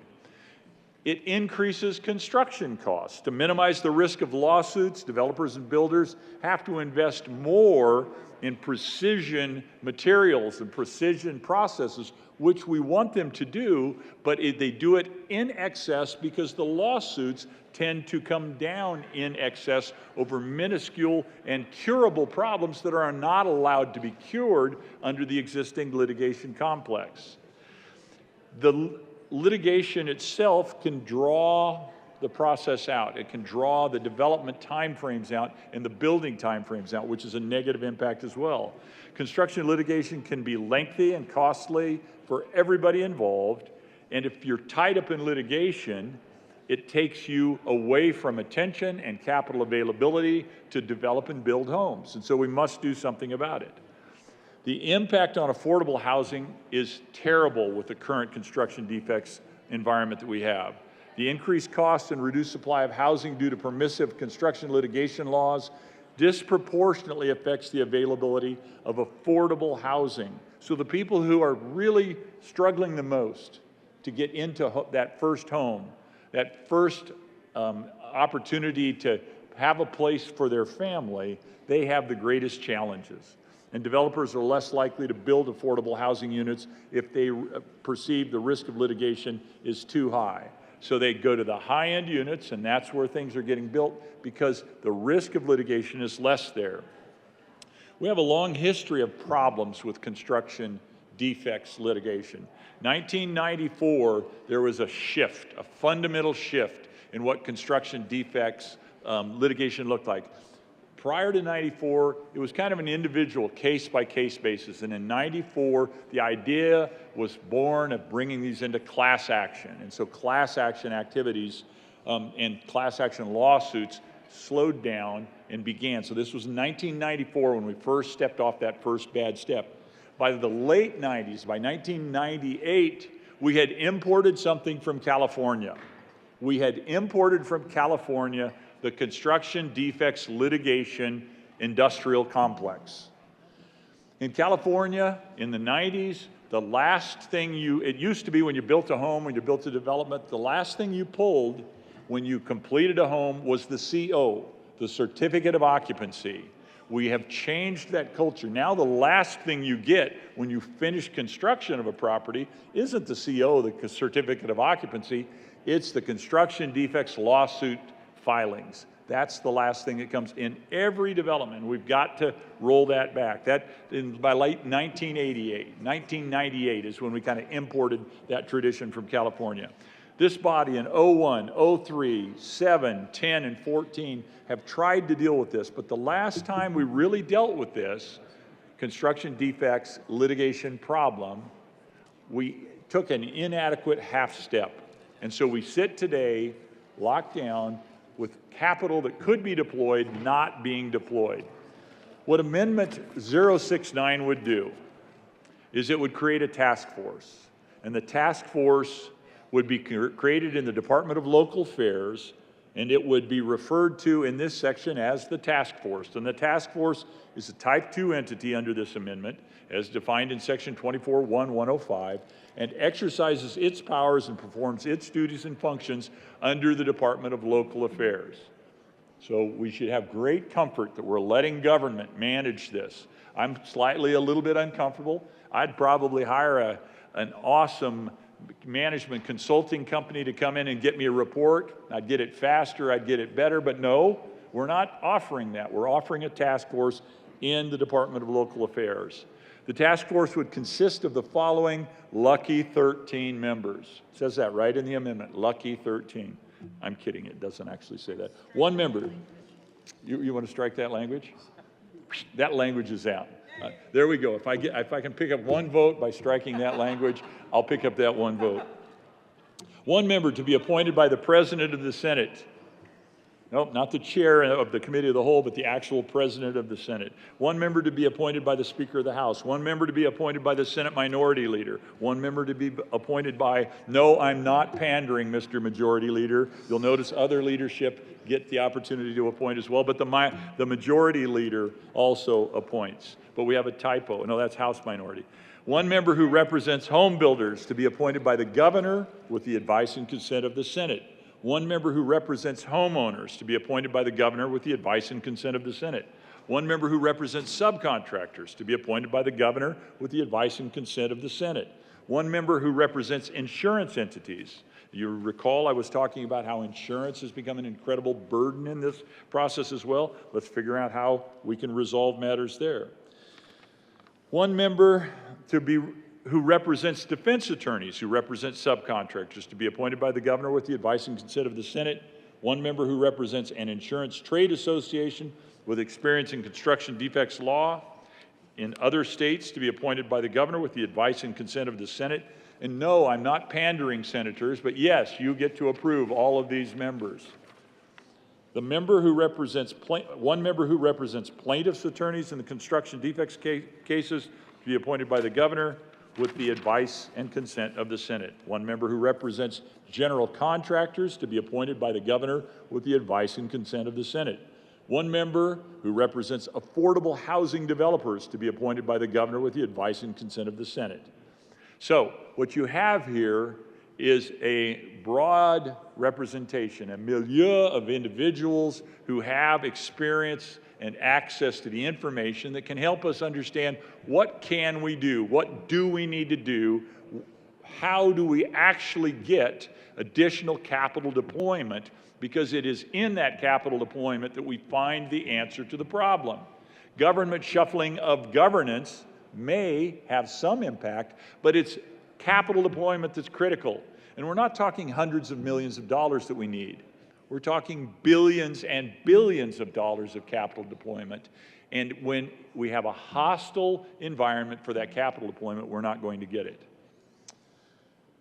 The appointing authorities will make their initial appointments to the task force this summer, July 1st. Each member of the task force who's appointed pursuant to 3A of this section serves at the pleasure of the official who appointed the member, meaning the majority leader could fire his member if he decides that, in fact, it's not going so well. The term of the appointment is 2 years. The governor shall call the first meeting of the task force on or before August 15th, also of this summer. Task force shall elect a chair, and it walks through a number of elements of how this task force would move forward. Now, if I were seeking for the purpose of extended debate to just extend debate, I would continue to work through the details, but you now have the context of what we're dealing with. So the question really before us is, quite frankly, a policy versus politics question. It is, in fact, well known that capital deployment is a critical piece of the solution to the problem we have before us. But it's politically challenging to monkey with the construction defects complex, the laws we have. We need to decide, are the politics more important to us, or are we willing to engage in the political challenge in order to get at a hope of actual meaningful animation of the marketplace, engagement of more dollars flowing into low and median income housing.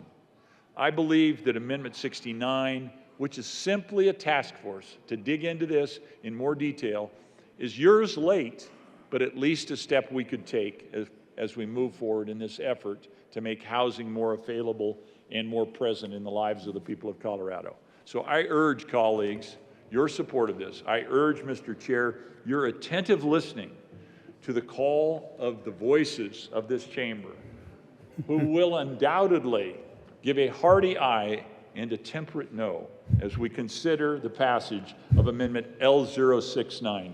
Thank you, Mr. Chair, colleagues. Thank you for your attention. Thanks for the instructions. Majority Leader Moreno. Thank you, Mr. Chair and colleagues. Thank you to the Minority Leader for bringing forward L069 for our consideration. I am going to request a no vote.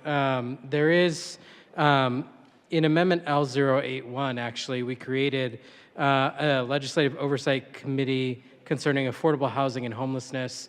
And specifically, let me read for you, in subsection 3, issues for study, the task force shall track Subsection B, the task force shall evaluate, review, and make recommendations on affordable housing and homelessness policies. And further, in subsection D, the requirements set forth in this subsection 3 do not prohibit the task force at any time during its existence from requesting permission from the committee to study, present findings, and make recommendations on any issue related to the scope of the task force and oversight committee. I think these efforts would be fairly duplicative given the task force, or the committee that was created in L081. They could look at this issue should they choose to do so. I don't think it's unreasonable to bring this forward, given that this is an issue that came up during testimony on the bill, but I don't think it's necessary given the adoption of L081. Request your no vote. Thank you. Minority Leader Lundin. Further discussion? Okay. The question before us is the adoption of Amendment L069. All those in favor say aye. Aye. All opposed say no. Amendment L069 is lost. Back to the bill. Seeing no further discussion. Okay, I hear you. I hear a faint voice. Senator Kirkmeyer. Thank you, Mr. Chair. Mhm. I was expecting the good senator from Commerce City to do a wrap-up on his bill, and I didn't want to interrupt that or upstage him. Wow, members.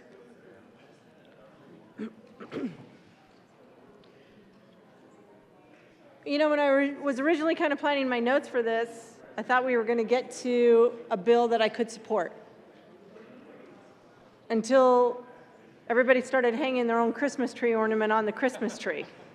Because that's what happened here today. Yeah. I mean, originally I thought, well, maybe this is a good thing about Senate Bill 213, that it might have sparked a conversation about the future vision of Colorado and how we would grow, but that it would involve the public, that it would involve the people who actually live here, all of them, give them the opportunity. Unfortunately, as this bill was introduced, it was left to a 13-member committee of bureaucrats appointed by the governor. It preempted local control. It prevented local elected officials from mitigating negative impacts of development and trampled on their ability to protect the health, welfare, and safety of the people who live in their community. We were told,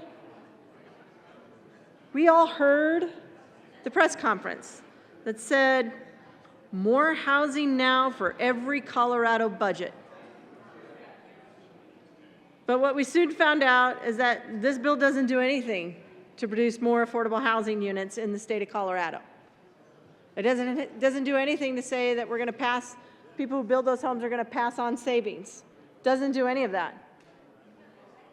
It's still, you know, I thought maybe we were going to get to the point where the public would still gain their voice back.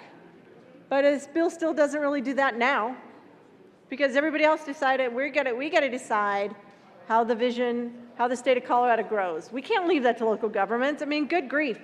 We had an amendment that said counties, cities, and regional councils of governments should plan together, and if they can't, some state committee will come together and develop a planning process for them. Really?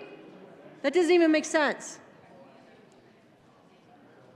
The governor's bill was a power grab without any regard to vested property rights. The governor's bill wanted to be in control over local zoning. This bill isn't even necessary anymore. You know, we started off with a 105-page bill. 105 pages of preempting local government, of silencing the voice of people in their neighborhood to determine what their neighborhood looks like. 105 pages. In committee, we had amendment after amendment that added to the bill. We had, like, I think, a 39-page amendment in committee. We've had a couple amendments that do strike belows. We had one that was another strike below, 39-page, just yesterday. It seems like that was a couple of weeks ago, but that was just yesterday. We had a 39-page amendment in appropriations. And then today. And then today, we had a feeding frenzy. We went off the rails. It's like, oh my God, a bill about planning. I better put something on there, even though maybe I haven't really ever been involved in planning, but I should put something on there. It's crazy. The good news is we went from a bill that would have dismissed deed restrictions, notes on the plat, and recorded covenants that would have totally preempted local governments when it came to land use planning, to a bill that we don't even need. We don't need this bill. The Department of Local Affairs is already tasked with providing technical assistance. Within the Department of Local Affairs is the Office of Smart Growth. They're already supposed to be doing this. Within the Department of Local Affairs is the Division of Local Government. They are already supposed to be providing technical assistance. We already have a state demographer. She already does most of the stuff that is in this bill. And it is not hard for the executive director of DOLA or for the governor, for goodness sakes, to say to his departments, hey, go do a housing needs assessment. You've got all the information pretty much right there in the state demography's office. You've got an individual who already does, in the Office of Smart Growth, who already does this stuff. You've got 2 whole divisions, Division of Housing, Division of Local Government, who are already doing all this. And now they just can add to it. The governor can tell them to add to it. And I know you're all probably thinking, but we want that $15 million. You don't need that $15 million. The governor already has, in the Department of Local Affairs, this grant program. It's called the Energy and Mineral Impact Grant Program. He already has other grant programs, Community Development Block Grant Programs, Community Services Block Grant Program.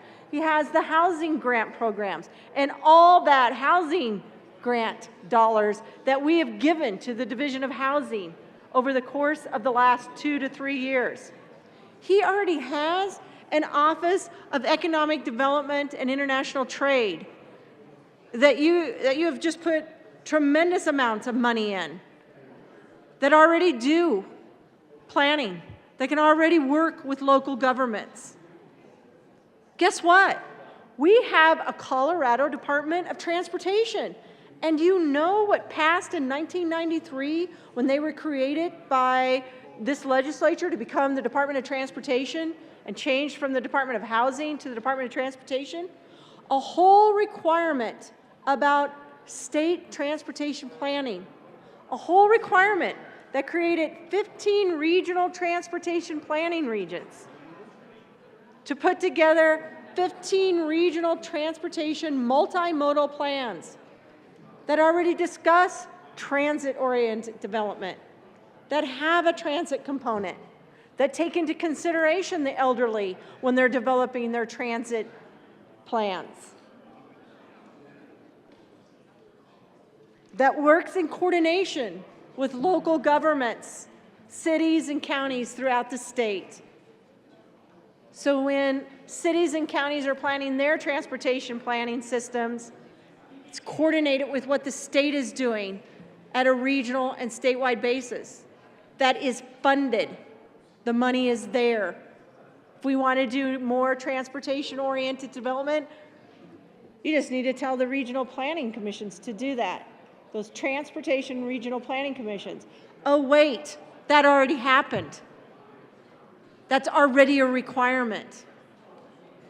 And if we want to do water projects in this state and do water planning, oh my gosh, we already do that too.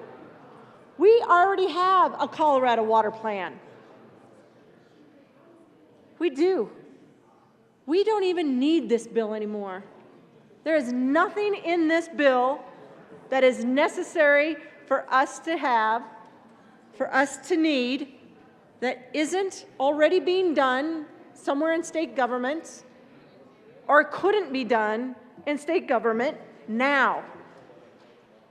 There is no reason for the General Assembly to introduce a bill when there's only about 4 weeks left in the session That's been under when it was introduced.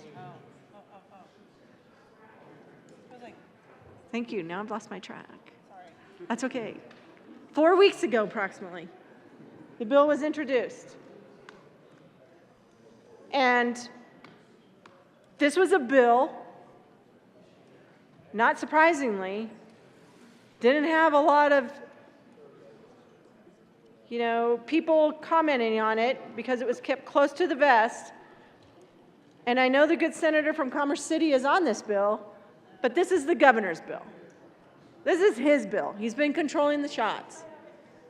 And keep in mind, those departments, Department of Local Affairs, Department of Transportation, the governor's energy office, the Department of Natural Resources, those are all the governor's departments. He appoints all those people. They all can do what's already in this bill. There's nothing here that we need. All this is a bunch of legislators. It's a bunch of legislators and a governor and his friends that have decided what the vision of Colorado should be, and they tried to shove this off on us. It's not necessary.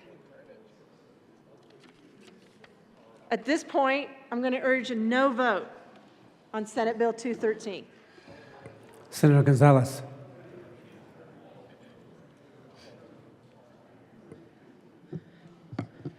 Thank you, Mr. Chair.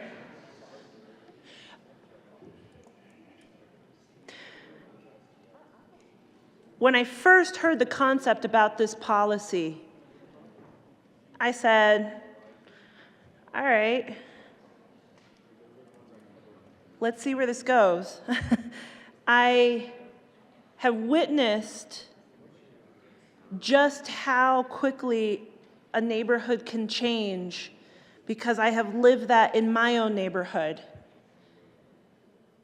In 2007, I lived in an apartment above a coffee shop that I rented for $525 a month on 25th and Elliott in the north side of Denver, a couple of blocks north of the Broncos Stadium, block east of Federal Boulevard. And then the following year, I was able to purchase an affordable housing unit in a 60-unit building. And access to affordable housing, dense, tall, affordable housing, transformed my life. It allowed me to continue living in the neighborhood that I love deeply and that I now represent. And yet, because there was not intentionality from the last time that Denver upzoned, although I was lucky in that I was able to purchase an affordable housing unit, too many of my friends and community members found themselves displaced out of the north side, out of Denver altogether. Our housing policy has turned into a drive until you can afford housing policy. And that is why initially, when I read the introduced version of 213, I was incredibly grateful for a bold vision of how to transform what our current housing policies could entail. And yet, at the same time, as I've stated before, in committee and here on the floor, I'm almost agnostic on whether or not it's local municipalities making the decision or the state and local municipalities working together in a mixed, in an issue, as an issue of mixed concern. Because if we are not being intentional about underscoring the importance of ensuring affordable housing, you can't solve this the housing crisis with supply side alone. Because look at Denver. Look at the thousands of luxury apartments that are sitting vacant today, that are charging upwards of $3,000, $3,500 a month for rent. You cannot solve the housing crisis just by building new units alone. And so for me, throughout this policy conversation, ensuring that affordability and ensuring that anti-displacement strategies are front and center has been paramount. There are definitions that we have passed now here in second reading that now conflict with one another, that we will need to address. And I hope that my colleagues in the House listen and watch closely. But I will say this, that the work that we do here today by ensuring that we name that what should be driving our housing policies are people and not markets, that we should be centering the folks who make our cities run, the workers, the teachers, the baristas,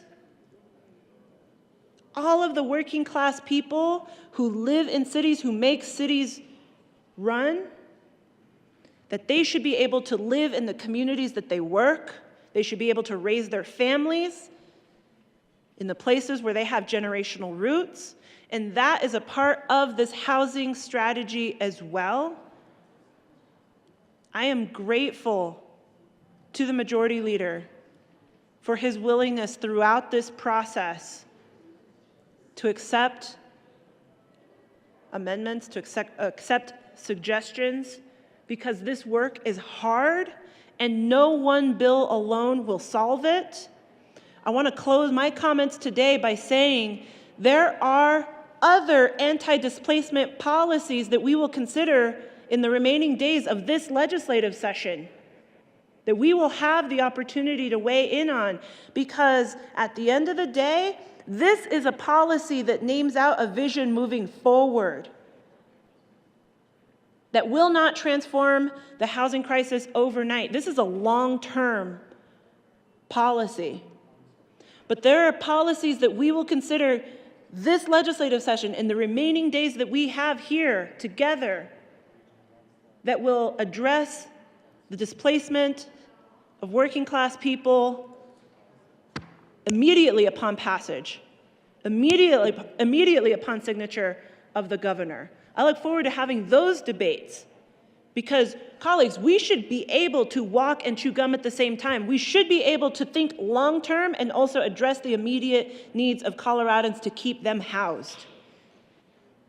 And so thank you, Mr. Majority Leader, for all of your work on this policy. Thank you to each and every one of my colleagues for their thoughtfulness and consideration as to how to best move forward as a state, because I think each and every one of us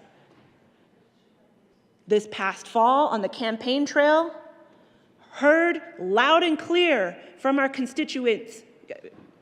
We heard loud and clear from our constituents that folks are hurting, that too many Coloradans are unable to afford a place to live.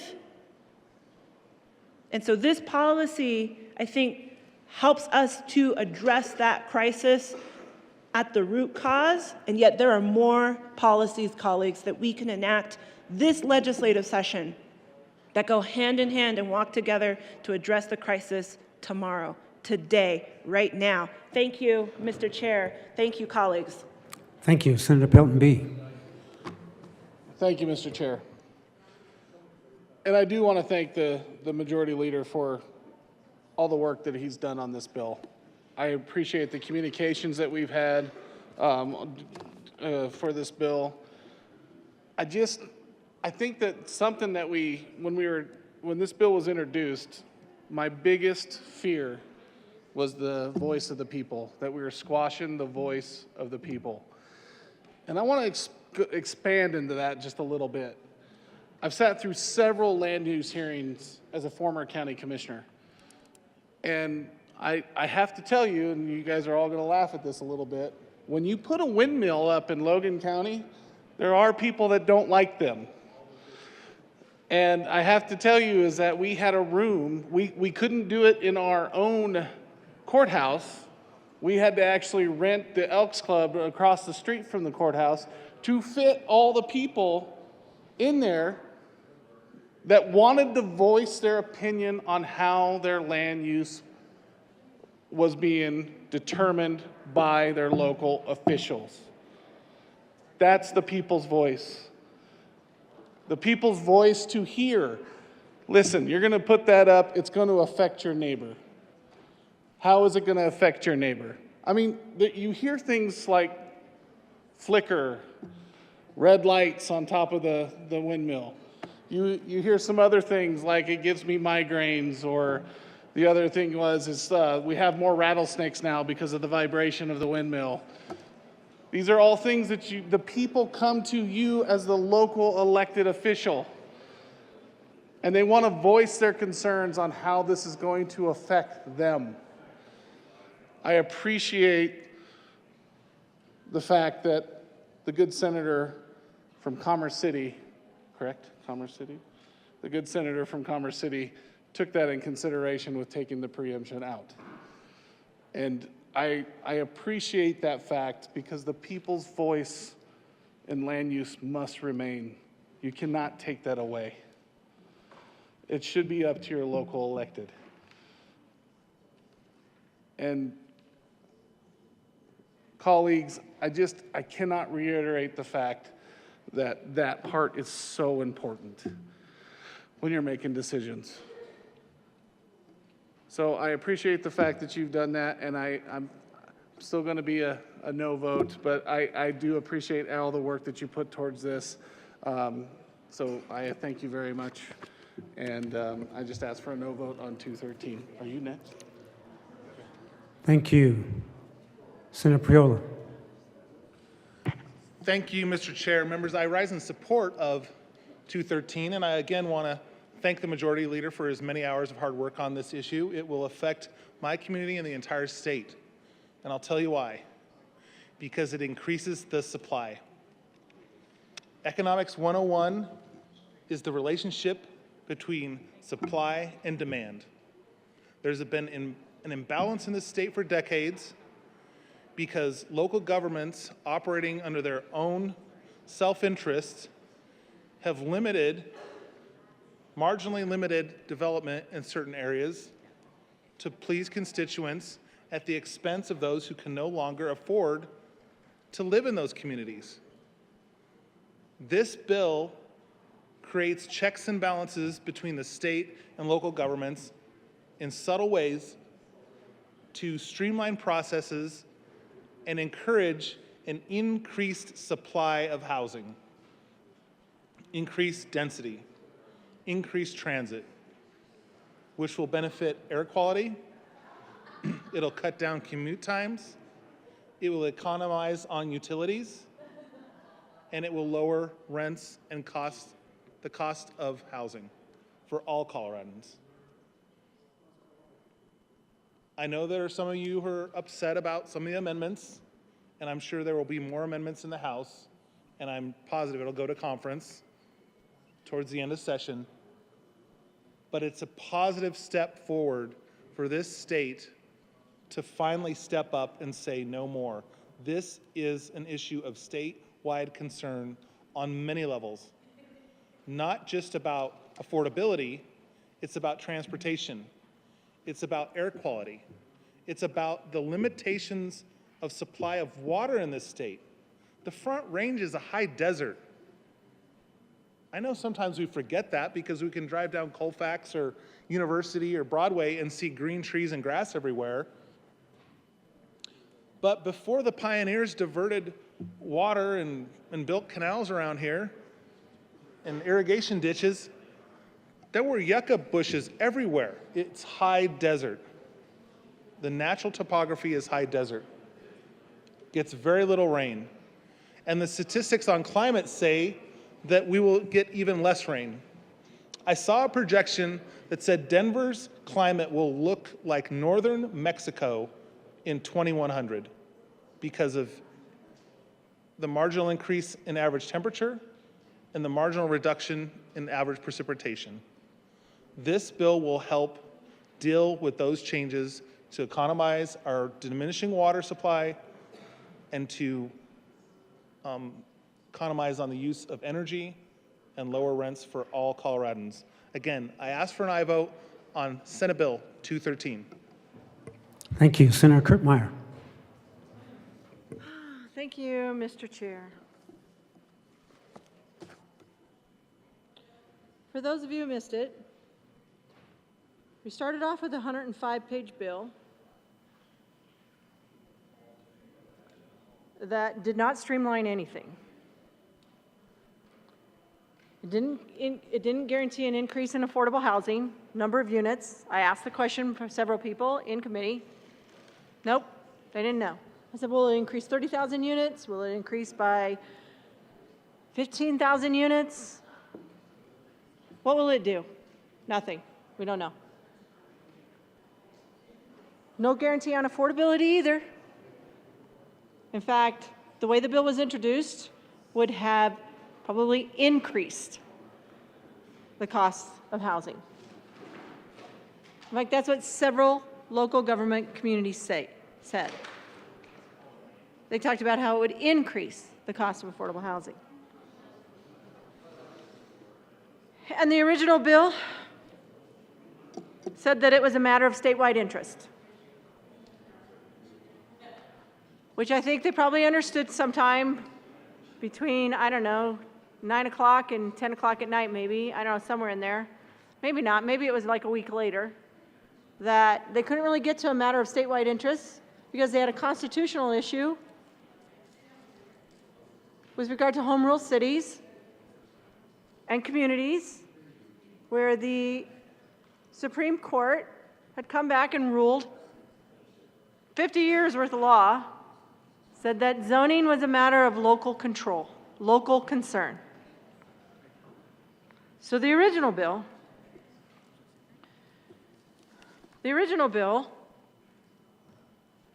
preempted local control and prevented local elected officials from mitigating negative impacts of development, trampled on their ability to protect the health, welfare, and safety of the folks who live in their communities. It stopped the public, the folks in your communities, from having a voice in defining the character of their community and their neighborhood. The original bill was nothing more, which I'm going to refer to as the governor's bill. Of course, well, maybe not now, but when we started today, it was still the governor's bill. The governor's bill was a power grab. Maybe now it's the governor's worst nightmare.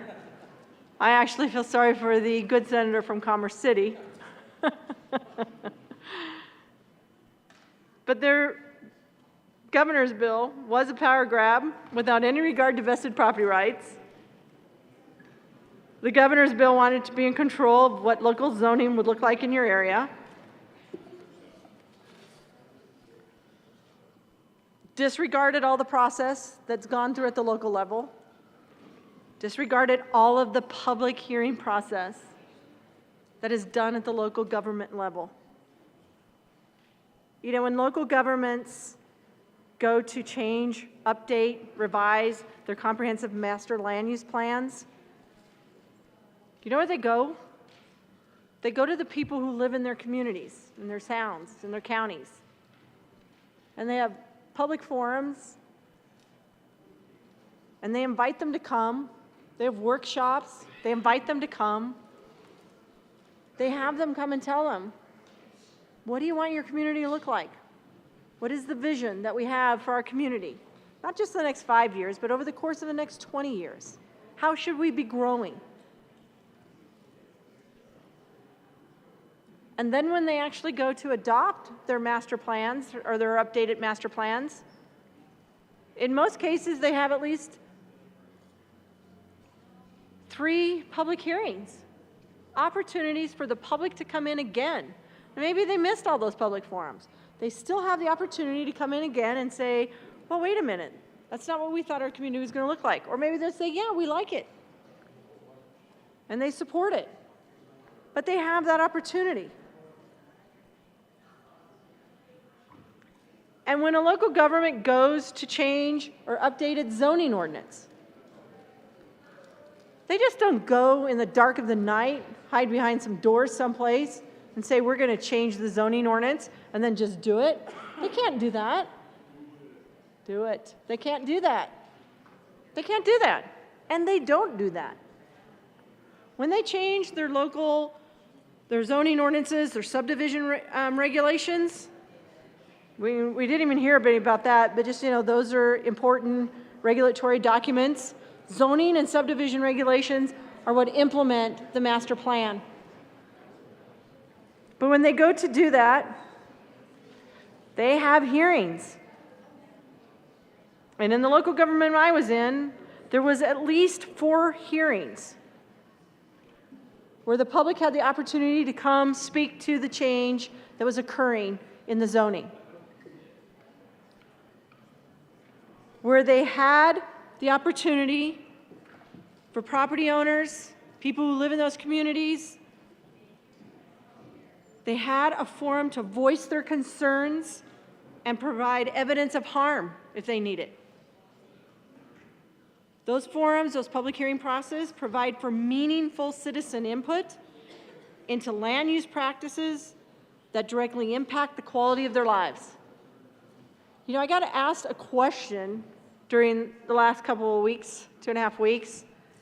I think it was by the public radio folks who wanted to know if I was surprised at the amount of pushback that the governor got on his bill. And I said, absolutely not. I said, obviously, the governor probably has not really ever attended a local government land use hearing. Obviously, the governor has never been in a position where he's had to make a decision on a land use project, on a development. Obviously, the governor's never been involved in a comprehensive master land use planning process. Because if he would have been involved, he would have understood that people are engaged in their community and this is important to them. One of the single largest expenditures that people make in their lifetimes is their home. It's their home. They go out and they research the neighborhoods. They figure out what they can afford. They look around. They go see what the schools are like. They go see what kind of shopping's available. They see what amenities are in their neighborhood before they purchase a home. Many folks, not all, but they all should. They go figure out what the tax requirements are, taxes that they maybe are going to have to pay. If you're in a metro district, you get it straight up because there's notification that tells you. But they go research that. They go research the community they want to be in. And they understand that they may be deed restricted, that there may be notes on the plat, development standards, if you will, that they agree to. They want those because then they're guaranteed that when they buy into a neighborhood, buy a home in a neighborhood that they finally chose, that neighborhood's going to remain that way. That local government, and quite frankly, neither can state government, even though we may try, can't come in and change it just overnight. They can't come in unilaterally and take away deed restrictions. Take away notes that are on the plats, requirements for that subdivision. They can't delete recorded covenants. So no, I wasn't surprised the governor got so much pushback. Unfortunately, he doesn't understand what goes into the making of the fabric of a community. And what his bill did is he found a loose string and started pulling and unraveling that community. And people didn't like it. It wasn't just local elected officials that we heard from. It was from people who live throughout this state that said, vote no on 213. It's a bad bill. We don't need the state doing their power grab. We know who our local elected officials are. We can go find them. We can have influence with them. We know what this process is. We like our neighborhood, and we don't want the state making all these changes to it. And we, for God's sakes, don't want a 13-member bureaucratic board appointed by the governor, board of 13 bureaucrats, telling us what our neighborhood's going to look like. And you know, when you don't go in and you don't have thoughtful planning and you don't have conversations with your neighborhood and you just go in and unilaterally start changing zoning ordinances and subdivision ordinances and your comprehensive plan, you know what happens? Not affordable housing, displacement, gentrification. You know, we had a member of the governor's cabinet get up and speak to us in the hearing. Get up and make comments. Former Mayor of Boulder, former county commissioner in Boulder. Do you know what Boulder's land use policies have done? Gentrification, displacement. Shocker.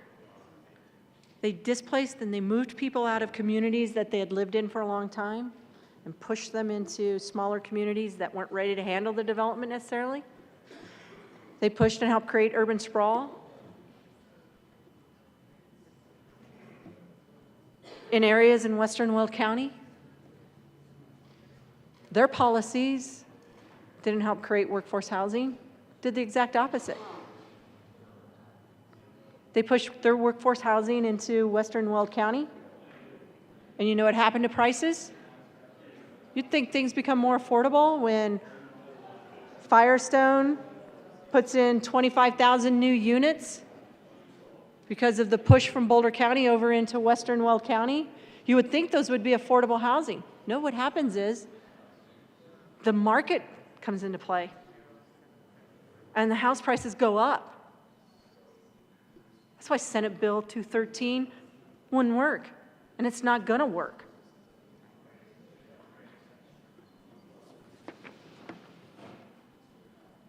So we started off with a 105-page bill. We had over, I don't know, it seemed like 50, but it was like a gazillion amendments during hearing. I don't know how many it was, but it was a lot. Everybody was tired by the time we got to the end of them, to the point where it's like, just whatever. We just need, just do it. We just need to get out of here. It's not going to matter. This is not a good bill. People should be voting no. First floor was putting as much pressure as they could on the majority party. They were stressing out our good majority leader from Commerce City.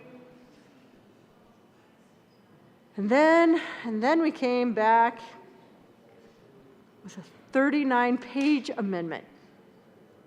A 39-page amendment. Still left in the local planning, the planning assessment needs study. Still left in the planning assessment needs. Added in a few more things. And then today we started with that 39-page strike below, and we added and added and added. We added requirements to the housing needs assessment. We added requirements to the multi-agency committee. We added requirements to what the state plan, the local plans, the regional plans all had to have in them. We added task force. We added a legislative oversight committee. A whole legislative oversight committee. A committee that will consist of 6 members. It's the usual appointments, so I won't read through all of that. Usual stuff about the person making the original appointment or reappointment shall fill any vacancy by appointment for the remainder of the unexpired term. President of the Senate gets to select the first chair of the committee. Speaker of the House, representatives shall select the first vice chair. The chair and the vice chair shall alternate annually, so this isn't just for a few months. We're going to have a legislative oversight committee concerning affordable housing and homelessness. And I appreciate the good senator from Denver who submitted this. She spoke very eloquently how we had done this before, how we had a task force. We had all that federal money.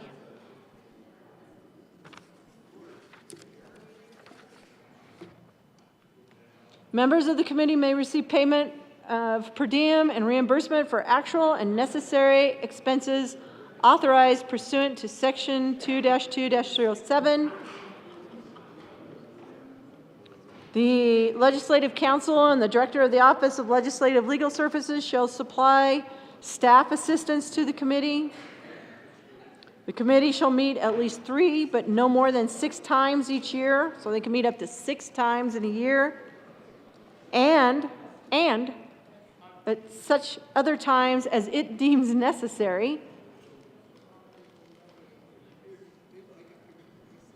Says each committee member, so these are legislative committee members, shall annually either attend or call into at least one regular task force concerning affordable housing and homelessness meeting. Committee members are encouraged to attend separate meetings and inform the rest of the committee about the current work of the task force. The committee is responsible for the oversight of the task force concerning affordable housing and homelessness, shall submit annual reports regarding the task force findings and recommendations. In addition, the committee may recommend legislative changes that are treated as bills recommended by an interim legislative committee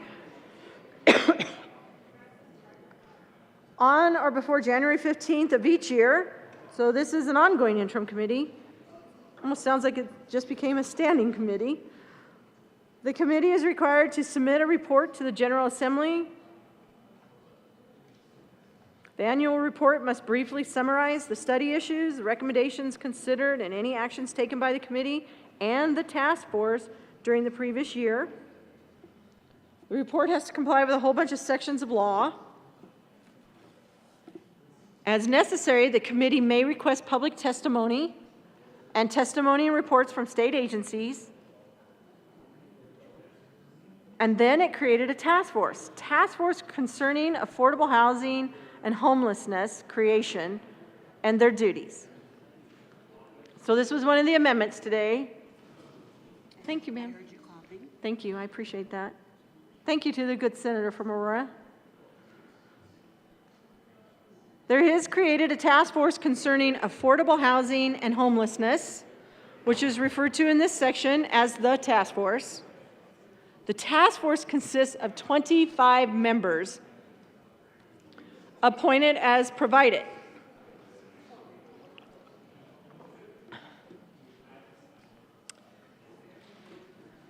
And any staff support as provided. 9 members must be appointed before August 1st of 2024. It's the Executive Director of the Department of Local Affairs shall appoint 1 member to represent the Division of Housing. The Executive Director of the Department of Local Affairs shall appoint 1 member to represent the Division of Housing's Office of Homelessness Initiative. The Executive Director of the Colorado Housing and Finance Authority shall appoint 1 member to represent the authority. The Executive Director of the Department of Healthcare Policy and Financing shall appoint 1 member to represent the department. We added in healthcare policy and financing. That's interesting. The Commissioner of the Behavioral Health Administration shall appoint 1 member representing the Behavioral Health Administration. We got 1 member representing the Department of Corrections. We've got the Executive Director of the Department of Education shall appoint 1 member to represent the department. The Governor shall appoint 1 member to represent either the Department of Labor and Employment or the Department of Human Services. The Governor shall appoint 1 member to represent either the Colorado Energy Office or the Office of Economic Development and International Trade. So all these people have to show up. These are all state employees that have to show up to a task force. The Chair and Vice Chair of the Legislative Oversight Committee concerning affordable housing and homelessness shall appoint 16 additional members. So another 16 members get appointed. Talks about how you fill a vacancy. All task force members are expected to seek input from the various networks or organizational structures of the body they represent. In order to advance the work of the task force members are encouraged to participate in decision-making with the understanding that individual votes on the task force are based on subject matter expertise. And then they go in and talk about the whole issues that they study. Meanwhile, we have staff sitting in all these meetings. They meet at least 6 times each year or more often as directed by the chair of the committee. Committees are open to the public. So we added on that amendment. So we added on a legislative oversight committee, a task force. We added on a statewide summit and 6 regional meetings. Thank you, but we added that on. And we just went to town today with adding on amendment after amendment and making changes to this bill.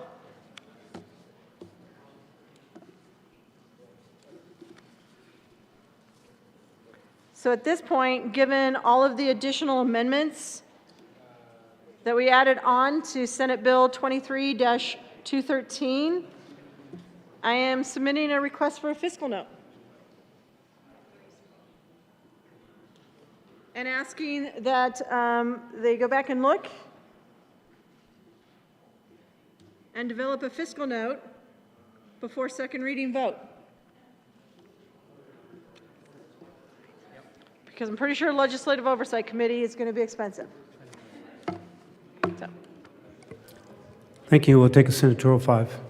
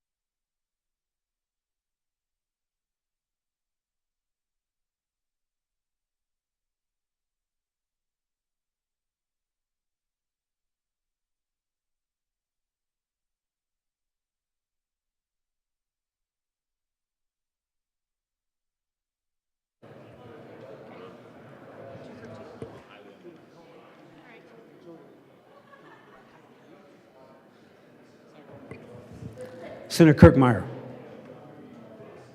Did you announce we're back? Okay. We're back. Thank you, Mr. Chair.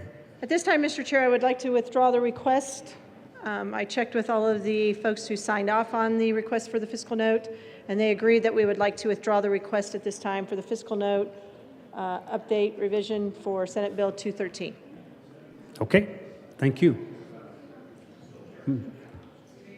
Senator Kirkmeyer. Thank you, Mr. Chair. At this time, I would urge a no vote on 213. It's simply not necessary. It started out as a power grab. We got crazy with the amendments today. The bill's not necessary.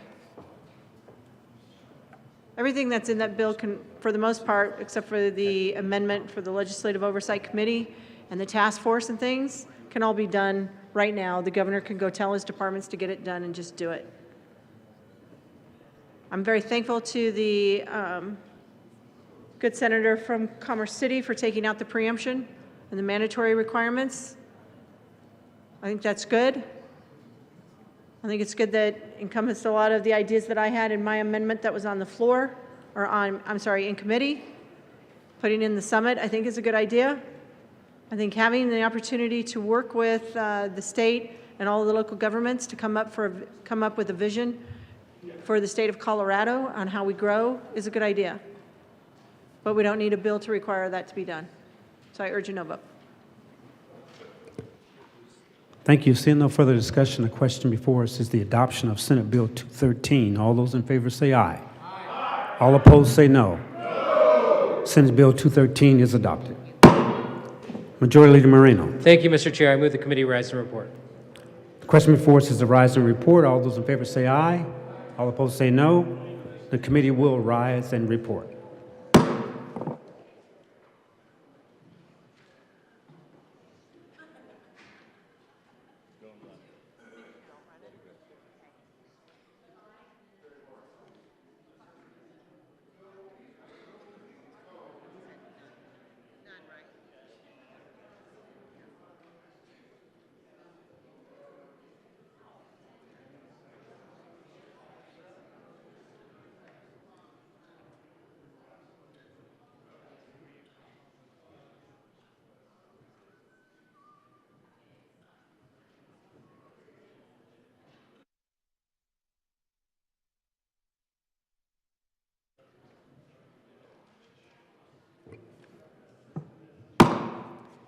The Senate will come to order. Senator Exum. Where am I at? Oh, here we are. Thank you, Mr. President. The committee has met and had two bills under consideration. Will the clerk please read the report? Mr. President, your committee of the whole begs leave to report it has had under consideration the following attached bills, being the second reading thereof, and makes the following recommendations thereon. Senate Bill 279 is amended. Senate Bill 213 is amended. Passed on second reading and ordered engrossed and placed on the calendar for third reading and final passage. Senator Exum. Thank you, Mr. President. I move for the adoption of the report. The motion is the adoption of the committee of the whole report. Are there any no votes?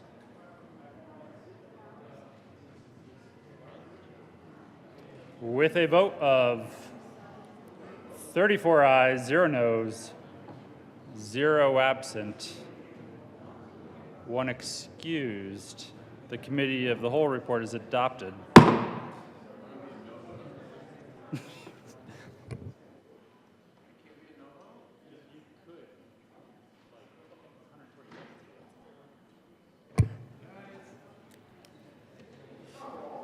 Cindy. Senate Bill 279 is amended. Senate Bill 213 is amended, passed on second reading, order engrossed, and placed on the calendar for third reading and final passage. Committee reports. April 27, 2023, the Committee on Business, Labor, and Technology, after consideration on the merits, the committee recommends the following House Bill 1181 be amended as follows, and as so amended, be referred to the Committee of the Whole with favorable recommendation. House Bill 1041 be referred favorably to the Committee on Finance. House Bill 1162 be referred to the Committee of the Whole with favorable recommendation. With the recommendation, it be placed on the consent calendar. April 27, 2023, the Committee on Finance, after consideration on the merits, the committee recommends the following Senate Joint Resolution 4 be referred to the Senate for final action. House Bill 1272 be amended as follows, and as so amended, be referred to the Committee on Appropriations with favorable recommendation. Signing of bills. April 27, 2023, the President has signed House Bill 1101, Senate Bill 12, 1744, 151, 157, 187, and 206. Delivery to the governor. April 27, 2023, to the Governor for signature on Thursday, April 27, 2023, at 2:48 p.m. Senate Bills 421, 43, 180, 183, 241, and 250. To the Governor for signature on Thursday, April 27, 2023, at 4:17 p.m. Senate Bills 69, 90, 93, 144, 152, 156, 162, 185, and 232. Message from the governor.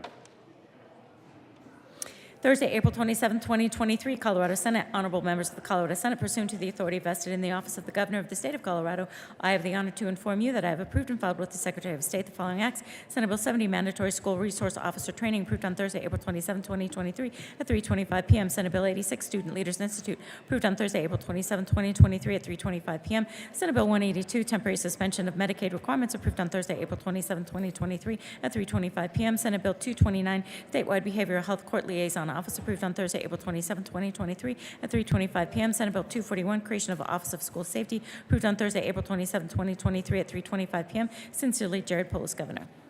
Announcements. Senator Bridges.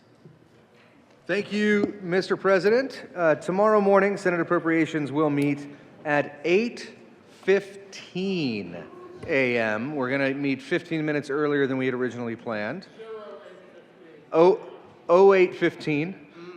And we will be hearing, buckle up, Senate Bills 251, 263, 286, 292, 295, 296, 297, and House Bills 1019, 1060, 1061, 1074, 1091, 1102, 1105, 1120, 1136, 1161, 1184, 1205, 1212, 1227, 1231, 1241, 1249, 1272, 1274, 1298, 1300, 1305, and House Concurrent Resolution 1001.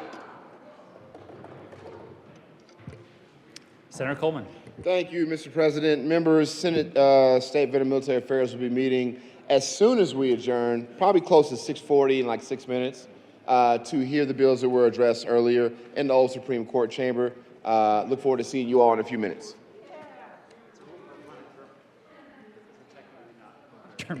Senator Priola. Thank you, Mr. President. Members, Concrete Day will be rescheduled to May 3rd. So I know you were really looking forward to eating concrete food tomorrow, but it's May 3rd. Senator Fields. Thank you, Mr. President. Members of the Senate and Health Human Services Committee, we're going to be meeting in about 15 minutes, and we have a very full agenda. We're going to be hearing some confirmations. We have House Bill 1153, Senate Bill 298, House Bill 1158, House Bill 1201, House Bill 1209, House Bill 1218, and House Bill 1215. We'll see you in 15 minutes. Senator Roberts. Thank you, Mr. President. Agriculture and Natural Resources, we will meet as soon as we can upon adjournment, and we have a number of confirmations, and then House Bill 1264. Further announcements. Mr. Majority Leader. Thank you, Mr. President. Colleagues, my gratitude, and I'm sure everyone else's, to the committees that will be working late this evening. In recognition of that, we are going to have a delayed start of 10 a.m. tomorrow. So just so you're aware.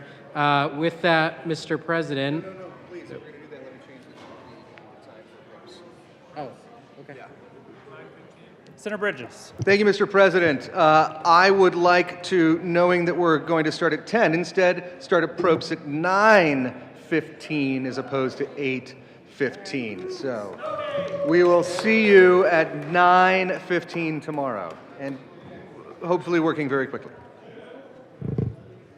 Mr. Majority Leader. Thank you, Mr. President. Seeing no further announcements, I move that the Senate adjourn until tomorrow, Friday, April 28th at 10 a.m.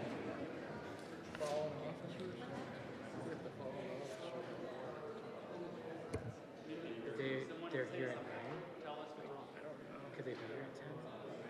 I mean, I'm sure. Yeah. Rachel. Rachel was, yeah, Rachel was working on it. I just wanted to make sure. The reason we're doing it is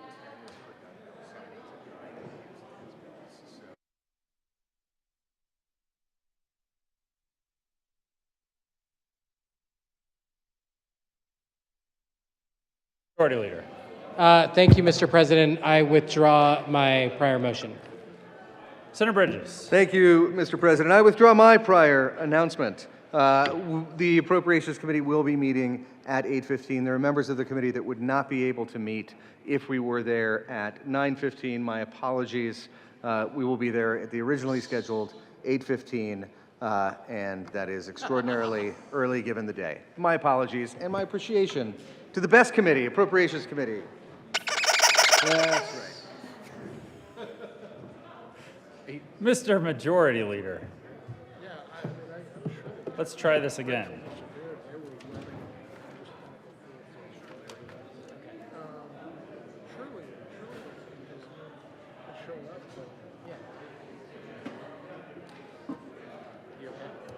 Well, I'm personally okay. I just, Rachel was wanting that deal.